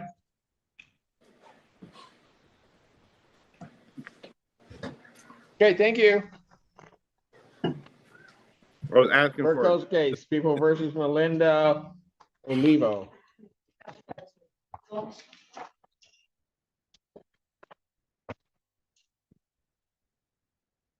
Stephanie Cannon on behalf of Ms. Olivo, who is approaching. Ms. Olivo, when you are present, please state your name for the record. Melinda Olivo. Sorry. And Your Honor, we're asking for an adjournment. On this case, I have no media. So I would ask, You have no media? no, I have none. Probable cause conference, January 29th, 2026, 9 a.m. Bond continued. Calls case of the People versus Micah, is it Addison? Signature on behalf of Micah Otteson, who appears on Zoom. And it's Your Mika Honor, Otteson. oh yeah, I'm sorry. Oh, Mika Otteson, apologies. It's what? It's pronounced Mika Otteson. Oh, Sorry. you just wanted to yell at me, didn't you? No, I really didn't. See, if I had said Micah, if I had said Mika, she would have said it's Micah. No, I know what's going on here. I know what I'm being set up. I hate Go my ahead. name What are sometimes. we? That's my fault, Your Honor. No, it is your fault. We should have known. Oh, I addressed her by her last name, and I just haven't used the first. Oh, you just skipped the first name because you didn't know. Well, I just. That's what I'm gonna do. Ms. I'm Ott, not- anyway, least I you said should have Otteson. checked the first name. We're requesting an adjournment for 3 weeks just to provide some mitigation to the prosecutor. Prosecutor's office. All right. Probable cause conference in this case. I'll adjourn it to November 29th, or not November, January 29th, 2026, 9 a.m., which it seems like I'm setting them that far. Court does call the case, People versus Riel Page Pollard. Assistant prosecuting attorney for the people. Assistant Public Defender Davey Lee on behalf of Mr. Page Pollard, who appeared via Zoom. Here. Pardon? Sir, unmute, state your name. Real Page Pollard. And Your Honor, we're requesting an adjournment. I did finish receiving discovery yesterday.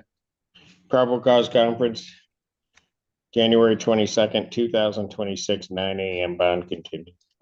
Thank you, Your Honor. Thank you. Court calls the case People versus Hubert Price. Assistant Public Defender Chelsea Reveals with and on behalf of Hubert Price, who should appear via Zoom.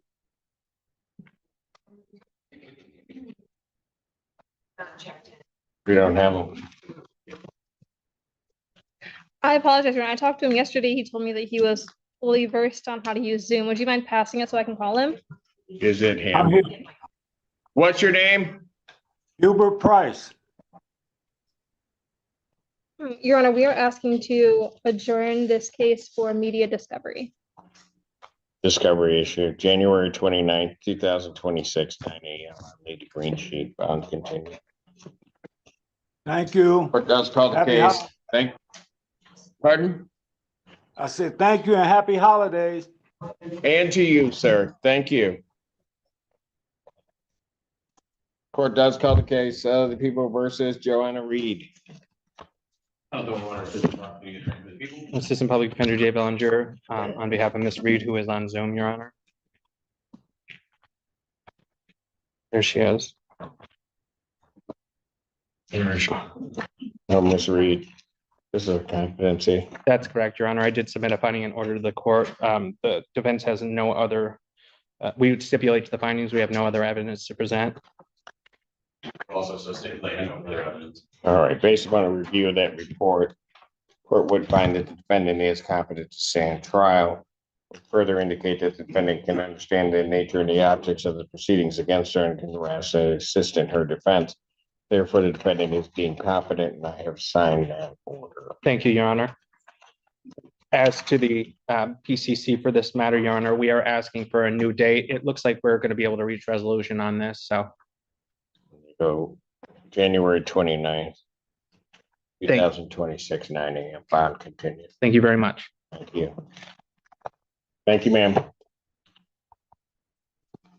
Court calls the case People versus Connor Rice. And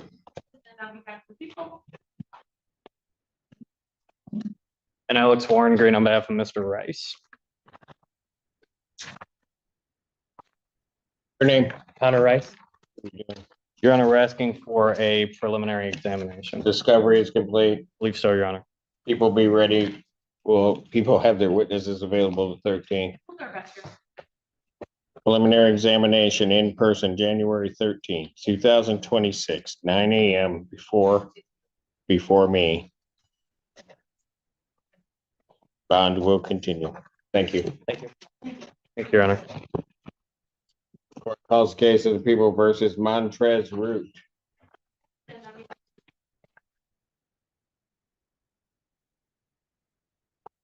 And Alex Warren Green on behalf of Mr. Root.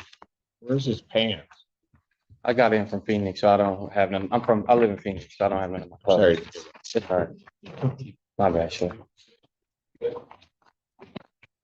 Did you fly? Yeah, I flew in and then got here on right before Christmas, and then I Didn't the people on the airplane tell you what the temperature here was? Even before you left Phoenix? Well, I didn't. I came to turn myself in when I got here because of the Warren situation. So I was just trying to get here and get it over with. Oh. He'll have a pair of pants at the next court date. No, you know what? If you do that and you're out there in that weather and that, have at it. No, that was one of the things I was gonna ask today. If what, for pants? No, if it was a possibility, if I could go back to just get some of my clothes for my next court date, so I'm not looking crazy. If you would allow me to. Go back where? Phoenix, that's where I reside. That's where I live. Oh. Do you have long pants? Yeah, I got a lot. Oh, okay. I didn't know. Your Honor, with respect to he knows he can buy them here too. Never mind. I'll point him in the right direction. I'm not my business. Back to Amazon and bring them to you. To Your Honor. Never mind. Again, not my business. What do you want to do? With respect to the probable cause conference, I would ask for an adjournment so that we can complete discovery. And I understand that my client is potentially going to be retaining a private attorney. Mr. Vincent, I did this morning already. I just have to stop by his office before I head to where I'm going. But I already did. Does he know you're in shorts? Yeah, we spoke out. We spoke in the hallway when What we did he talked. say? He was ready for me. He said he was gonna try for me to get back so I can get. No, what did he say about the short? Oh, he didn't say nothing. He did? Okay, yeah, he didn't care. He was just happy that I was paying him.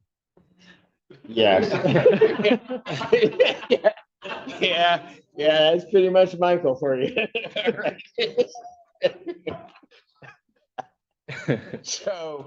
So you are retaining Mr. Vince? Yes, sir. So I'll grant the adjournment, and that may be why Amanda's hanging around. What did we set as other things, Jim? I believe the 29th. 29th. Okay, can you get to Phoenix and get back? Yes, I can. I will. I'll have a nice suit on when I come back. Oh, it's okay. I don't care. That's all you brought? Well, I got picked up in Phoenix, and instantly when I got to Phoenix, I had to wait in the county jail there because I didn't have a bond until I got here. So I had to wait there, and this is what I was driving, having a good time in shorts and a hoodie. I didn't think I was going to jail. No, I'm saying this out of genuine concern because he could walk out of here, his legs fall off. Right. No, I have plenty of clothes back home. Probable cause conference, January 29, 2026, 9 a.m. I will continue. Thank you, Your Honor. Tell Vincent by the man some pants. All right. Jeez. Clerk calls the case, People versus Thomas Sharon. Or Sharon. Public Defender Chelsea Virgil is on behalf of Thomas Sharon, who I have not been able to get in contact with. Thomas Sharon. Bench warrant will issue for defendant's failure to appear, bond set in the amount of 10,000, cash surety. That warrant will issue immediately.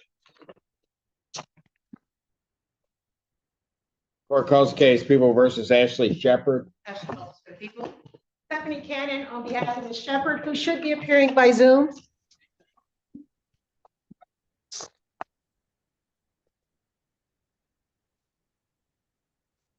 Shepherd, Good can you morning. state your name?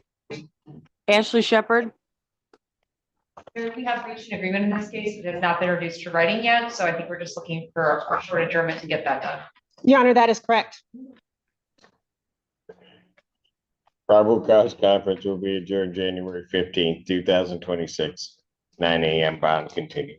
Thank you so much. Ms. Shepherd, I will call you. Thank you. Court calls the case of the People versus Jordan Smith. Assistant Public Defender Jay Bellinger on behalf of Mr. Smith, who appears via Zoom, Your Honor. Mr. Smith, can you please state your name? Jordan Smith. And Your Honor, we are just asking, we have reached a resolution in this case that's contingent upon entry in the mental health recovery court. So I'm just asking for some time to get the application done. I will have that to the court by the end of the day. However, it may take some time, obviously, for the. Right, on the other part of it, January 29th, 2026, 9 a.m. Bond continue. Thank you very much. Thank you, Your Honor. Thank you, sir. Court calls the case of People versus Joseph Smith. People. I'll take the share on behalf of Joseph Smith, on both, the matter ending 1343 and 1915. Joseph King Smith. And Your Honor, this matter was previously adjourned to review discovery with Mr. Smith. We're requesting an adjournment for further negotiations or for negotiations on the matter to 3 weeks if possible. Pardon? 3 weeks for both matters if possible.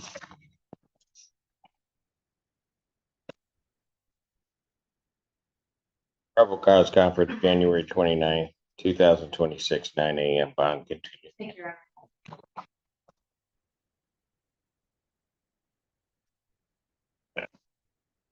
Case of the people versus Taj Smith. Asif Bashir on behalf of Taj Smith, who appears is on Zoom. State your name, please. Taj Smith. In your honor, it appears that there may be a conflict with our office in this case. The court would not have received documentation. It was very recently identified. We're requesting a 2-week adjournment just for new counsel. Probable cause, January 8th, 2026, 9 a.m. Bond continued. Thank you, Your Honor. Thank you. Thank you. Calls case of people versus Kimberly Stampley. Yes, this is Public Defender Docket from Ms. Lamprey, who is appealing via Zoom. Hi, good morning, Kimberly Sampley. All right. And are we doing the plea form? Yes, we are, Your Honor. So the defendant is going to be pleading to 4 charges. Yes, Your Honor. Count 2 of operating with a high BAC, 180-day offense. Count 3 of operating without security, a 1-year offense. Count 4, fingerprint refusal, a 90-day offense. And count 5, attempted resisting and obstructing a police officer, 1-year offense.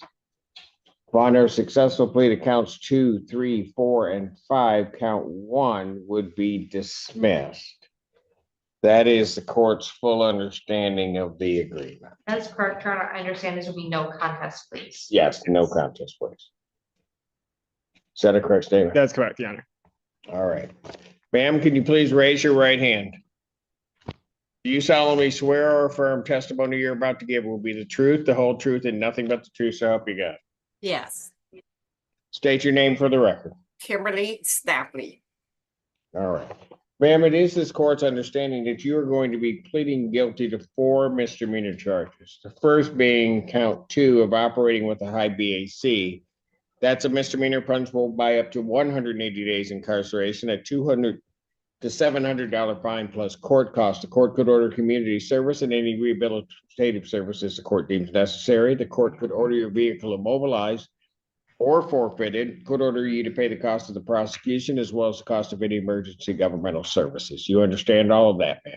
Yes, All right.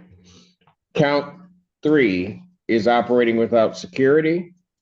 That is a misdemeanor punishable by up to 1 year incarceration, $200 and a fine not less than $200 nor more than $500 fine plus court costs. You understand that? yes, Also, that you'll be pleading to count 4, fingerprint refusal. That is a misdemeanor punishable by up to 90 days incarceration, a $500 fine plus court costs. You understand that? yes, And also an added count 5 of attempted resisting and obstructing a police officer. That's a misdemeanor punishable by up to 1 year incarceration, a $1,000 fine plus court costs. You understand all of that? yes, Do you understand what a no contest plea is? yes, 2 things about it I have to make sure that you understand. The first thing is that it means that you're not further desirous or wanting to contest these 4 charges. You understand that?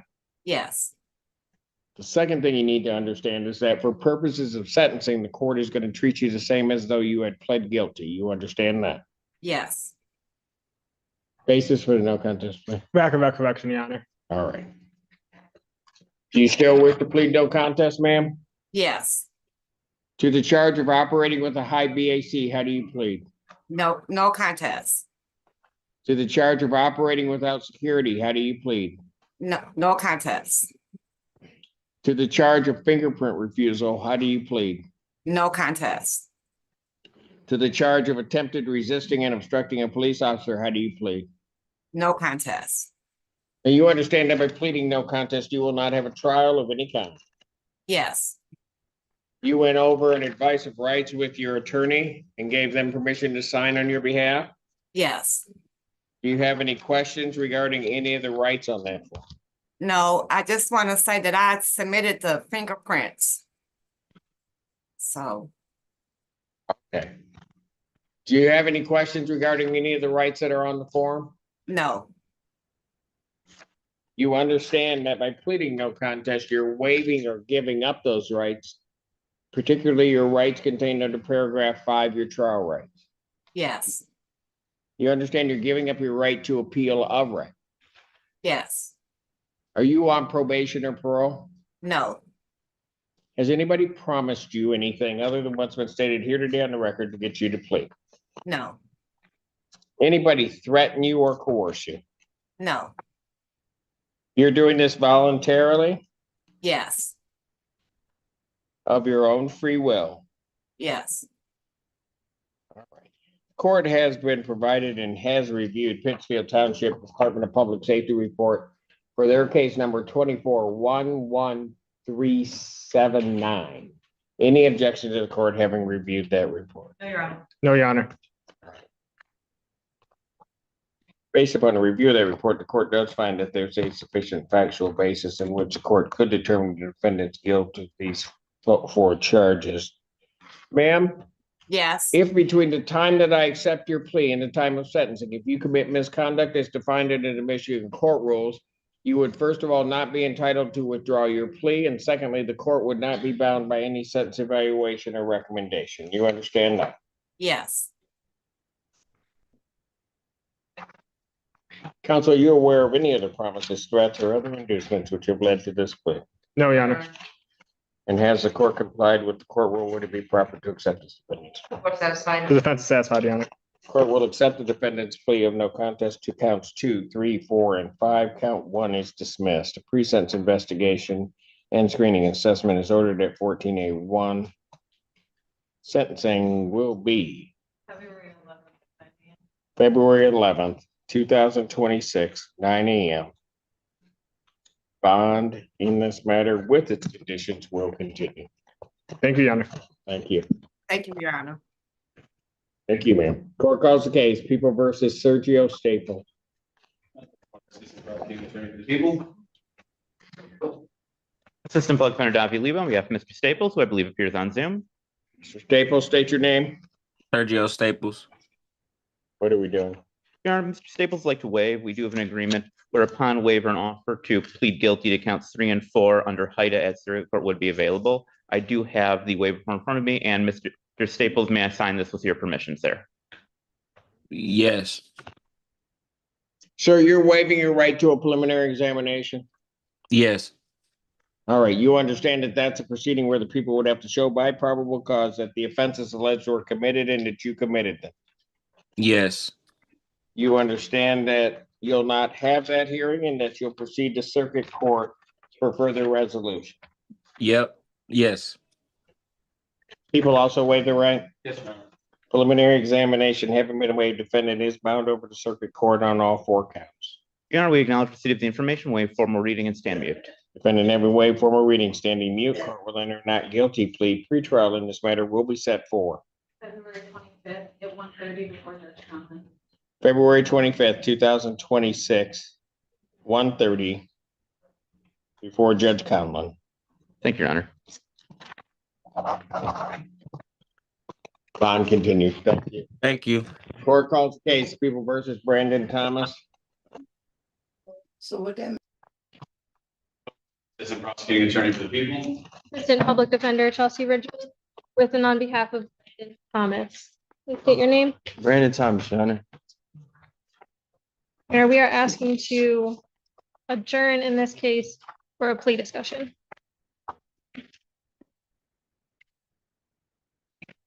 She's still testing positive. For marijuana? Yeah, you have a card? I don't have a card, but I smoked before you took me to jail. Oh, I know. Yeah, so it's like So the my numbers, levels will be lower for sure. so the numbers will be going down? Yes, sir. You sure? Yes, sir. Because I can call over and get that. Yes, sir. Before I deal with it, he can have a seat. Can you call over and get those for me? Have a seat, I'll call it up.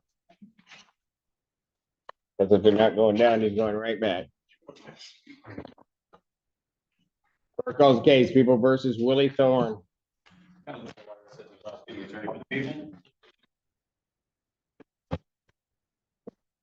And I Alex Warren, Green on behalf of Mr. Thorne. Mr. Thorne, could you please state your name for the court? Willie Thorne. Thank you.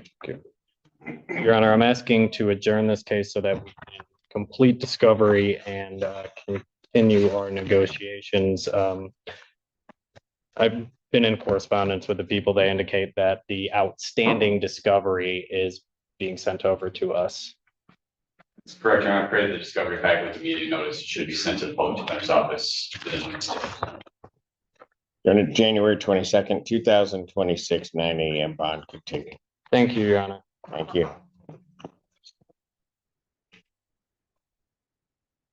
Thank you, Your Honor. Thank you, sir. Court calls case People versus India Tootle. People.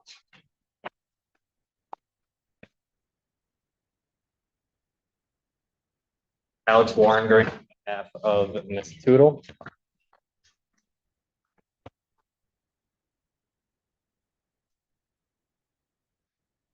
Thank you, Tootle.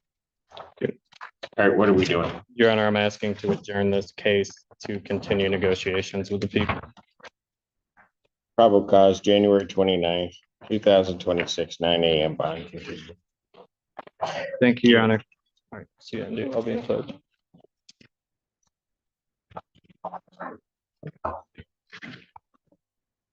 Court calls case People versus Allen. From you.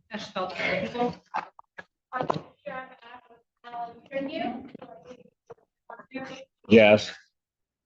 Sir, unmute, state your name. Alan Eugene Tremue Jr. And Your Honor, we're requesting an adjournment for negotiation on this case, just for further negotiations. Probable cause conference, January 22nd, 2026, 9 a.m. bond continued. Thank you. Thank you, Your Honor. Thank you, sir. Court calls case People versus Anthony Walker Ross. Assistant Public Defender Nicholas Bukovich on behalf of Mr. Walker Ross, who should be appearing via Zoom. Anthony.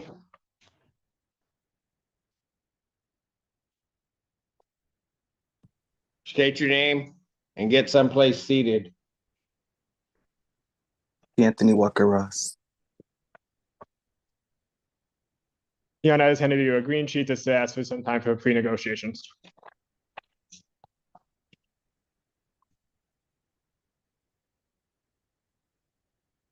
Probable cause conference, January 29th, 2026, 9 a.m. bond continued. Thank you. That is? Yep, I got it. Court calls case People versus Willie Wallace. And Assistant Public Defender Nicholas Bukovich on behalf of Mr. Wallace, who should also be appearing via Yes. Zoom. All right, need a camera. What are we doing? Okay. We'll be requesting a citizen. Okay, there we go. Oh, yes.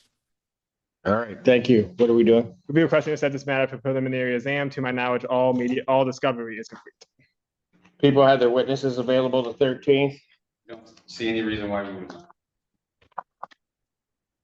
Preliminary examination in person. January 13th, 2026, 9 a.m. That's before 15th District Court, Judge. Bond will continue. Thank you, Your Honor. Thank you. Court calls case of the People versus Ashan Wasim. Brian Bowling on behalf of Mr. Wasim.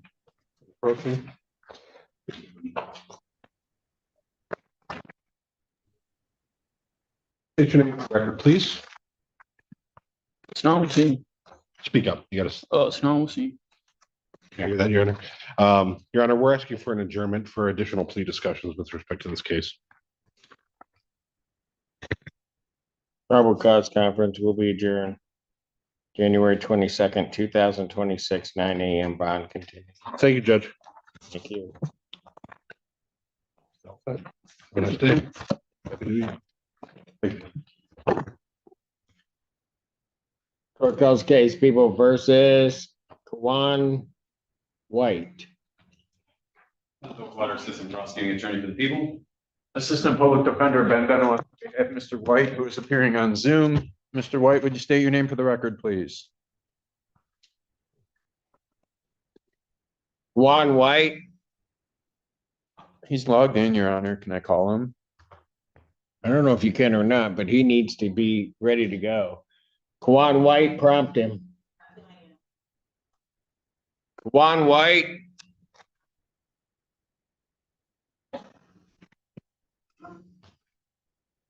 I'll pass it. Mr. Weidling, he's lost his privileges. He's not going to be able to appear via Zoom. Yes. Court calls case People versus Mario Williams. Thank you, Your Honor. Alex Warren Green on behalf of Mr. Williams. Your name? Mario Williams. Thank you. Your Honor, we're asking to adjourn this matter for further investigation.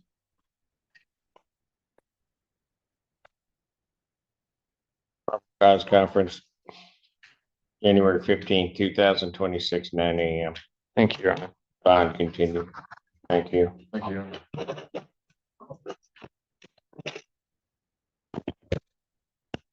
Court calls case People versus Xavier Williams. Water Assistant Prosecuting Attorney for the People. Ashley Bashir on behalf of Xavier Williams, who is approaching. Xavier Williams. Thank you. And Your Honor, we're requesting an adjournment to review discovery that was provided by the prosecutor. I requested it yesterday and it was provided, so we just need to review. Probable cause conference, January 22nd, 2026, 9 a.m. Bond continued. Thank you, Your Honor. Thank you. Thank you. Court calls the case People versus Jovial Wilson. Water Assistant Prosecuting Attorney for the People. Assistant Public Defender Chelsea Virgil with and on behalf of Jovial Wilson.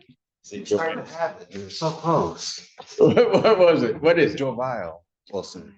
Yeah, Sorry. I kind of said that. Yeah, you almost started to have, then you just let it go, like, nope. Wow. Wow. Let's just come up. Everybody about their first name swinging. Can't even just name him John. Be over with it. Go ahead. Hey, at least it wasn't inaccurate, totally wrong.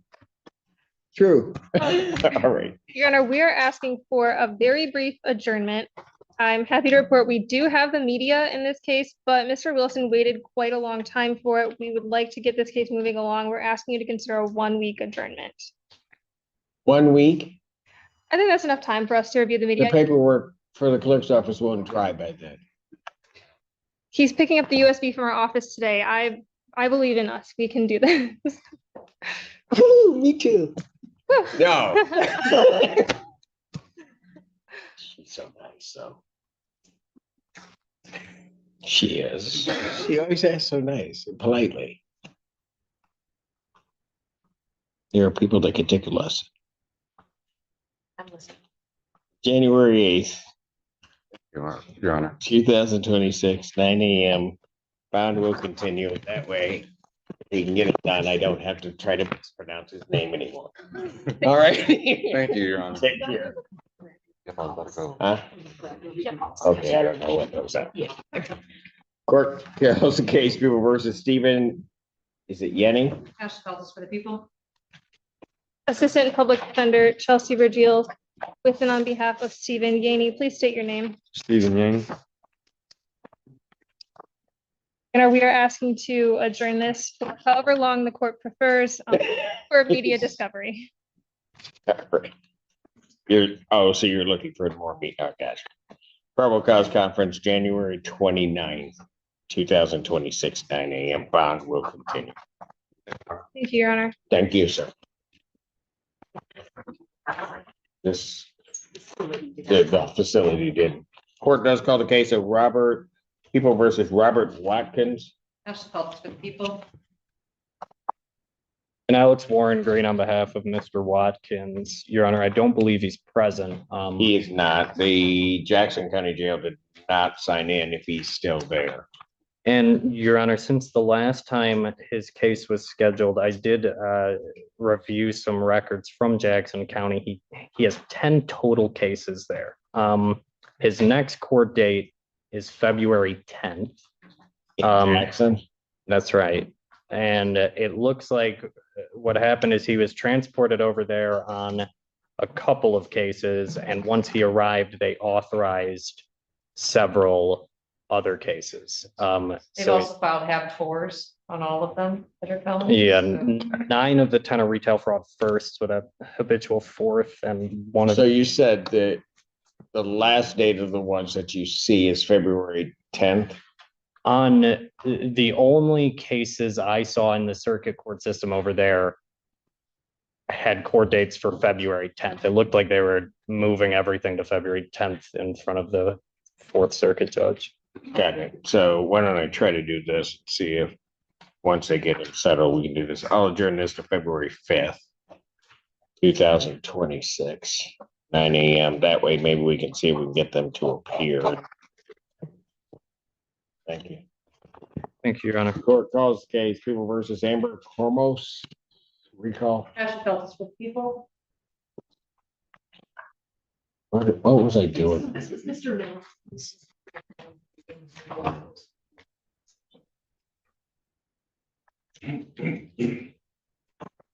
Writing from Jackson. My apologies, Your Honor. Pardon? My apologies, Your Honor. J. Grant Miller, P58658, on behalf of Ms. Cormos. Where is she? She is still en route, Your Honor. From Jackson? Yes, Your Honor. I called this like, Believe it was right around 10 o'clock the first time, Your Honor. I could be a little mistaken. that's okay, even if ballparking it. 2 hours from Jackson? She had to arrange to get a ride. She does not have her own vehicle.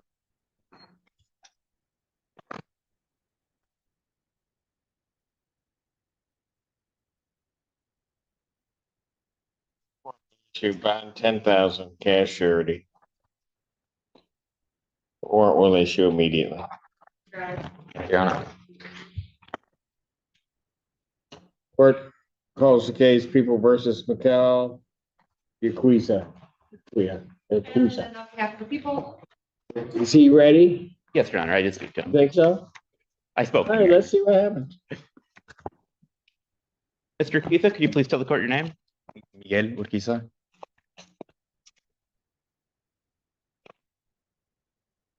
And Your Honor, Mr. Keitha would like to address the court. Go ahead. So before the 15th, before I got tested, I was invited to a house party or a social gathering with my friends.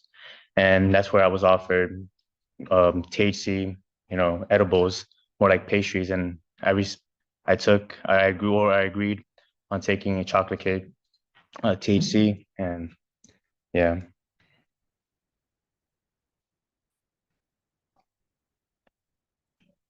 So why did it take all this for you just to say all that? You're right, and that's my apologies.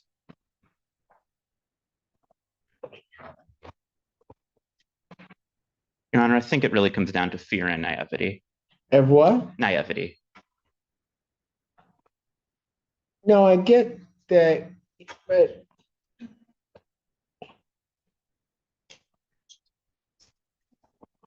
I don't know how naive you have to be to come before a judge and just start lying. I don't even get that. Quite naive, Your Honor.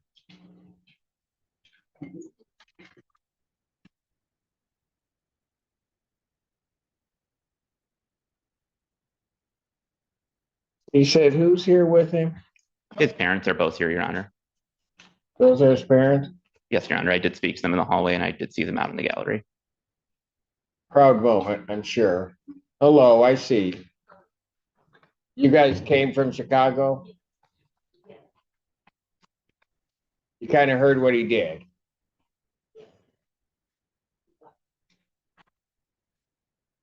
I won't ask Dad. Mom, you want him back?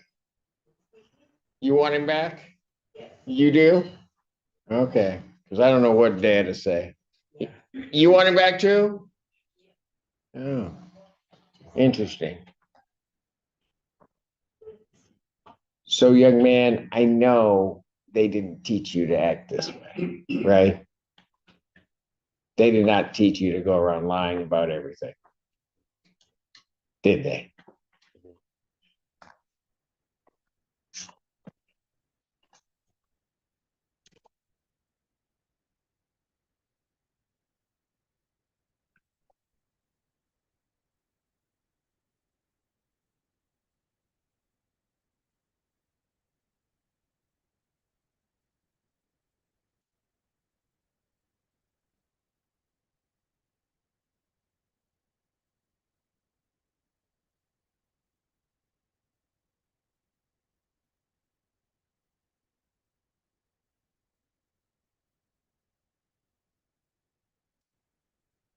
Let me just ask you one more question.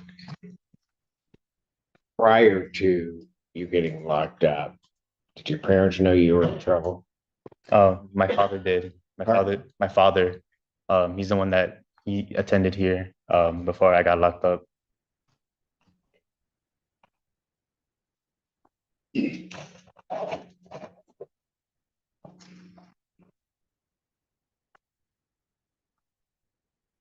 Reinstate the previous about $10,000.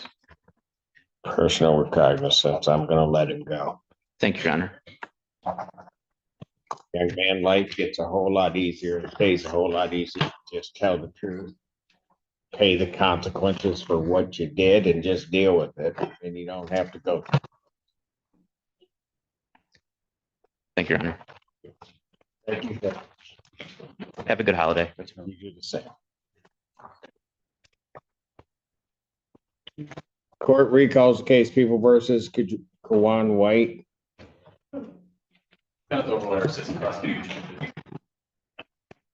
Assistant Public Defender Ben Denowitz, on behalf of Mr. White, who is on Zoom, would you state your name for the record, Mr. White?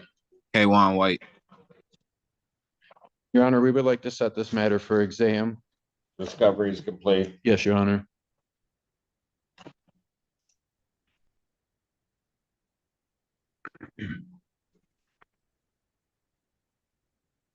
People have their witnesses available on the 13th. I'm not aware of any conflict, Your Honor. Preliminary examination in person, January 13th, 2026, 9 a.m. before me. That's in person. Bond will continue. Thank you. Thank you.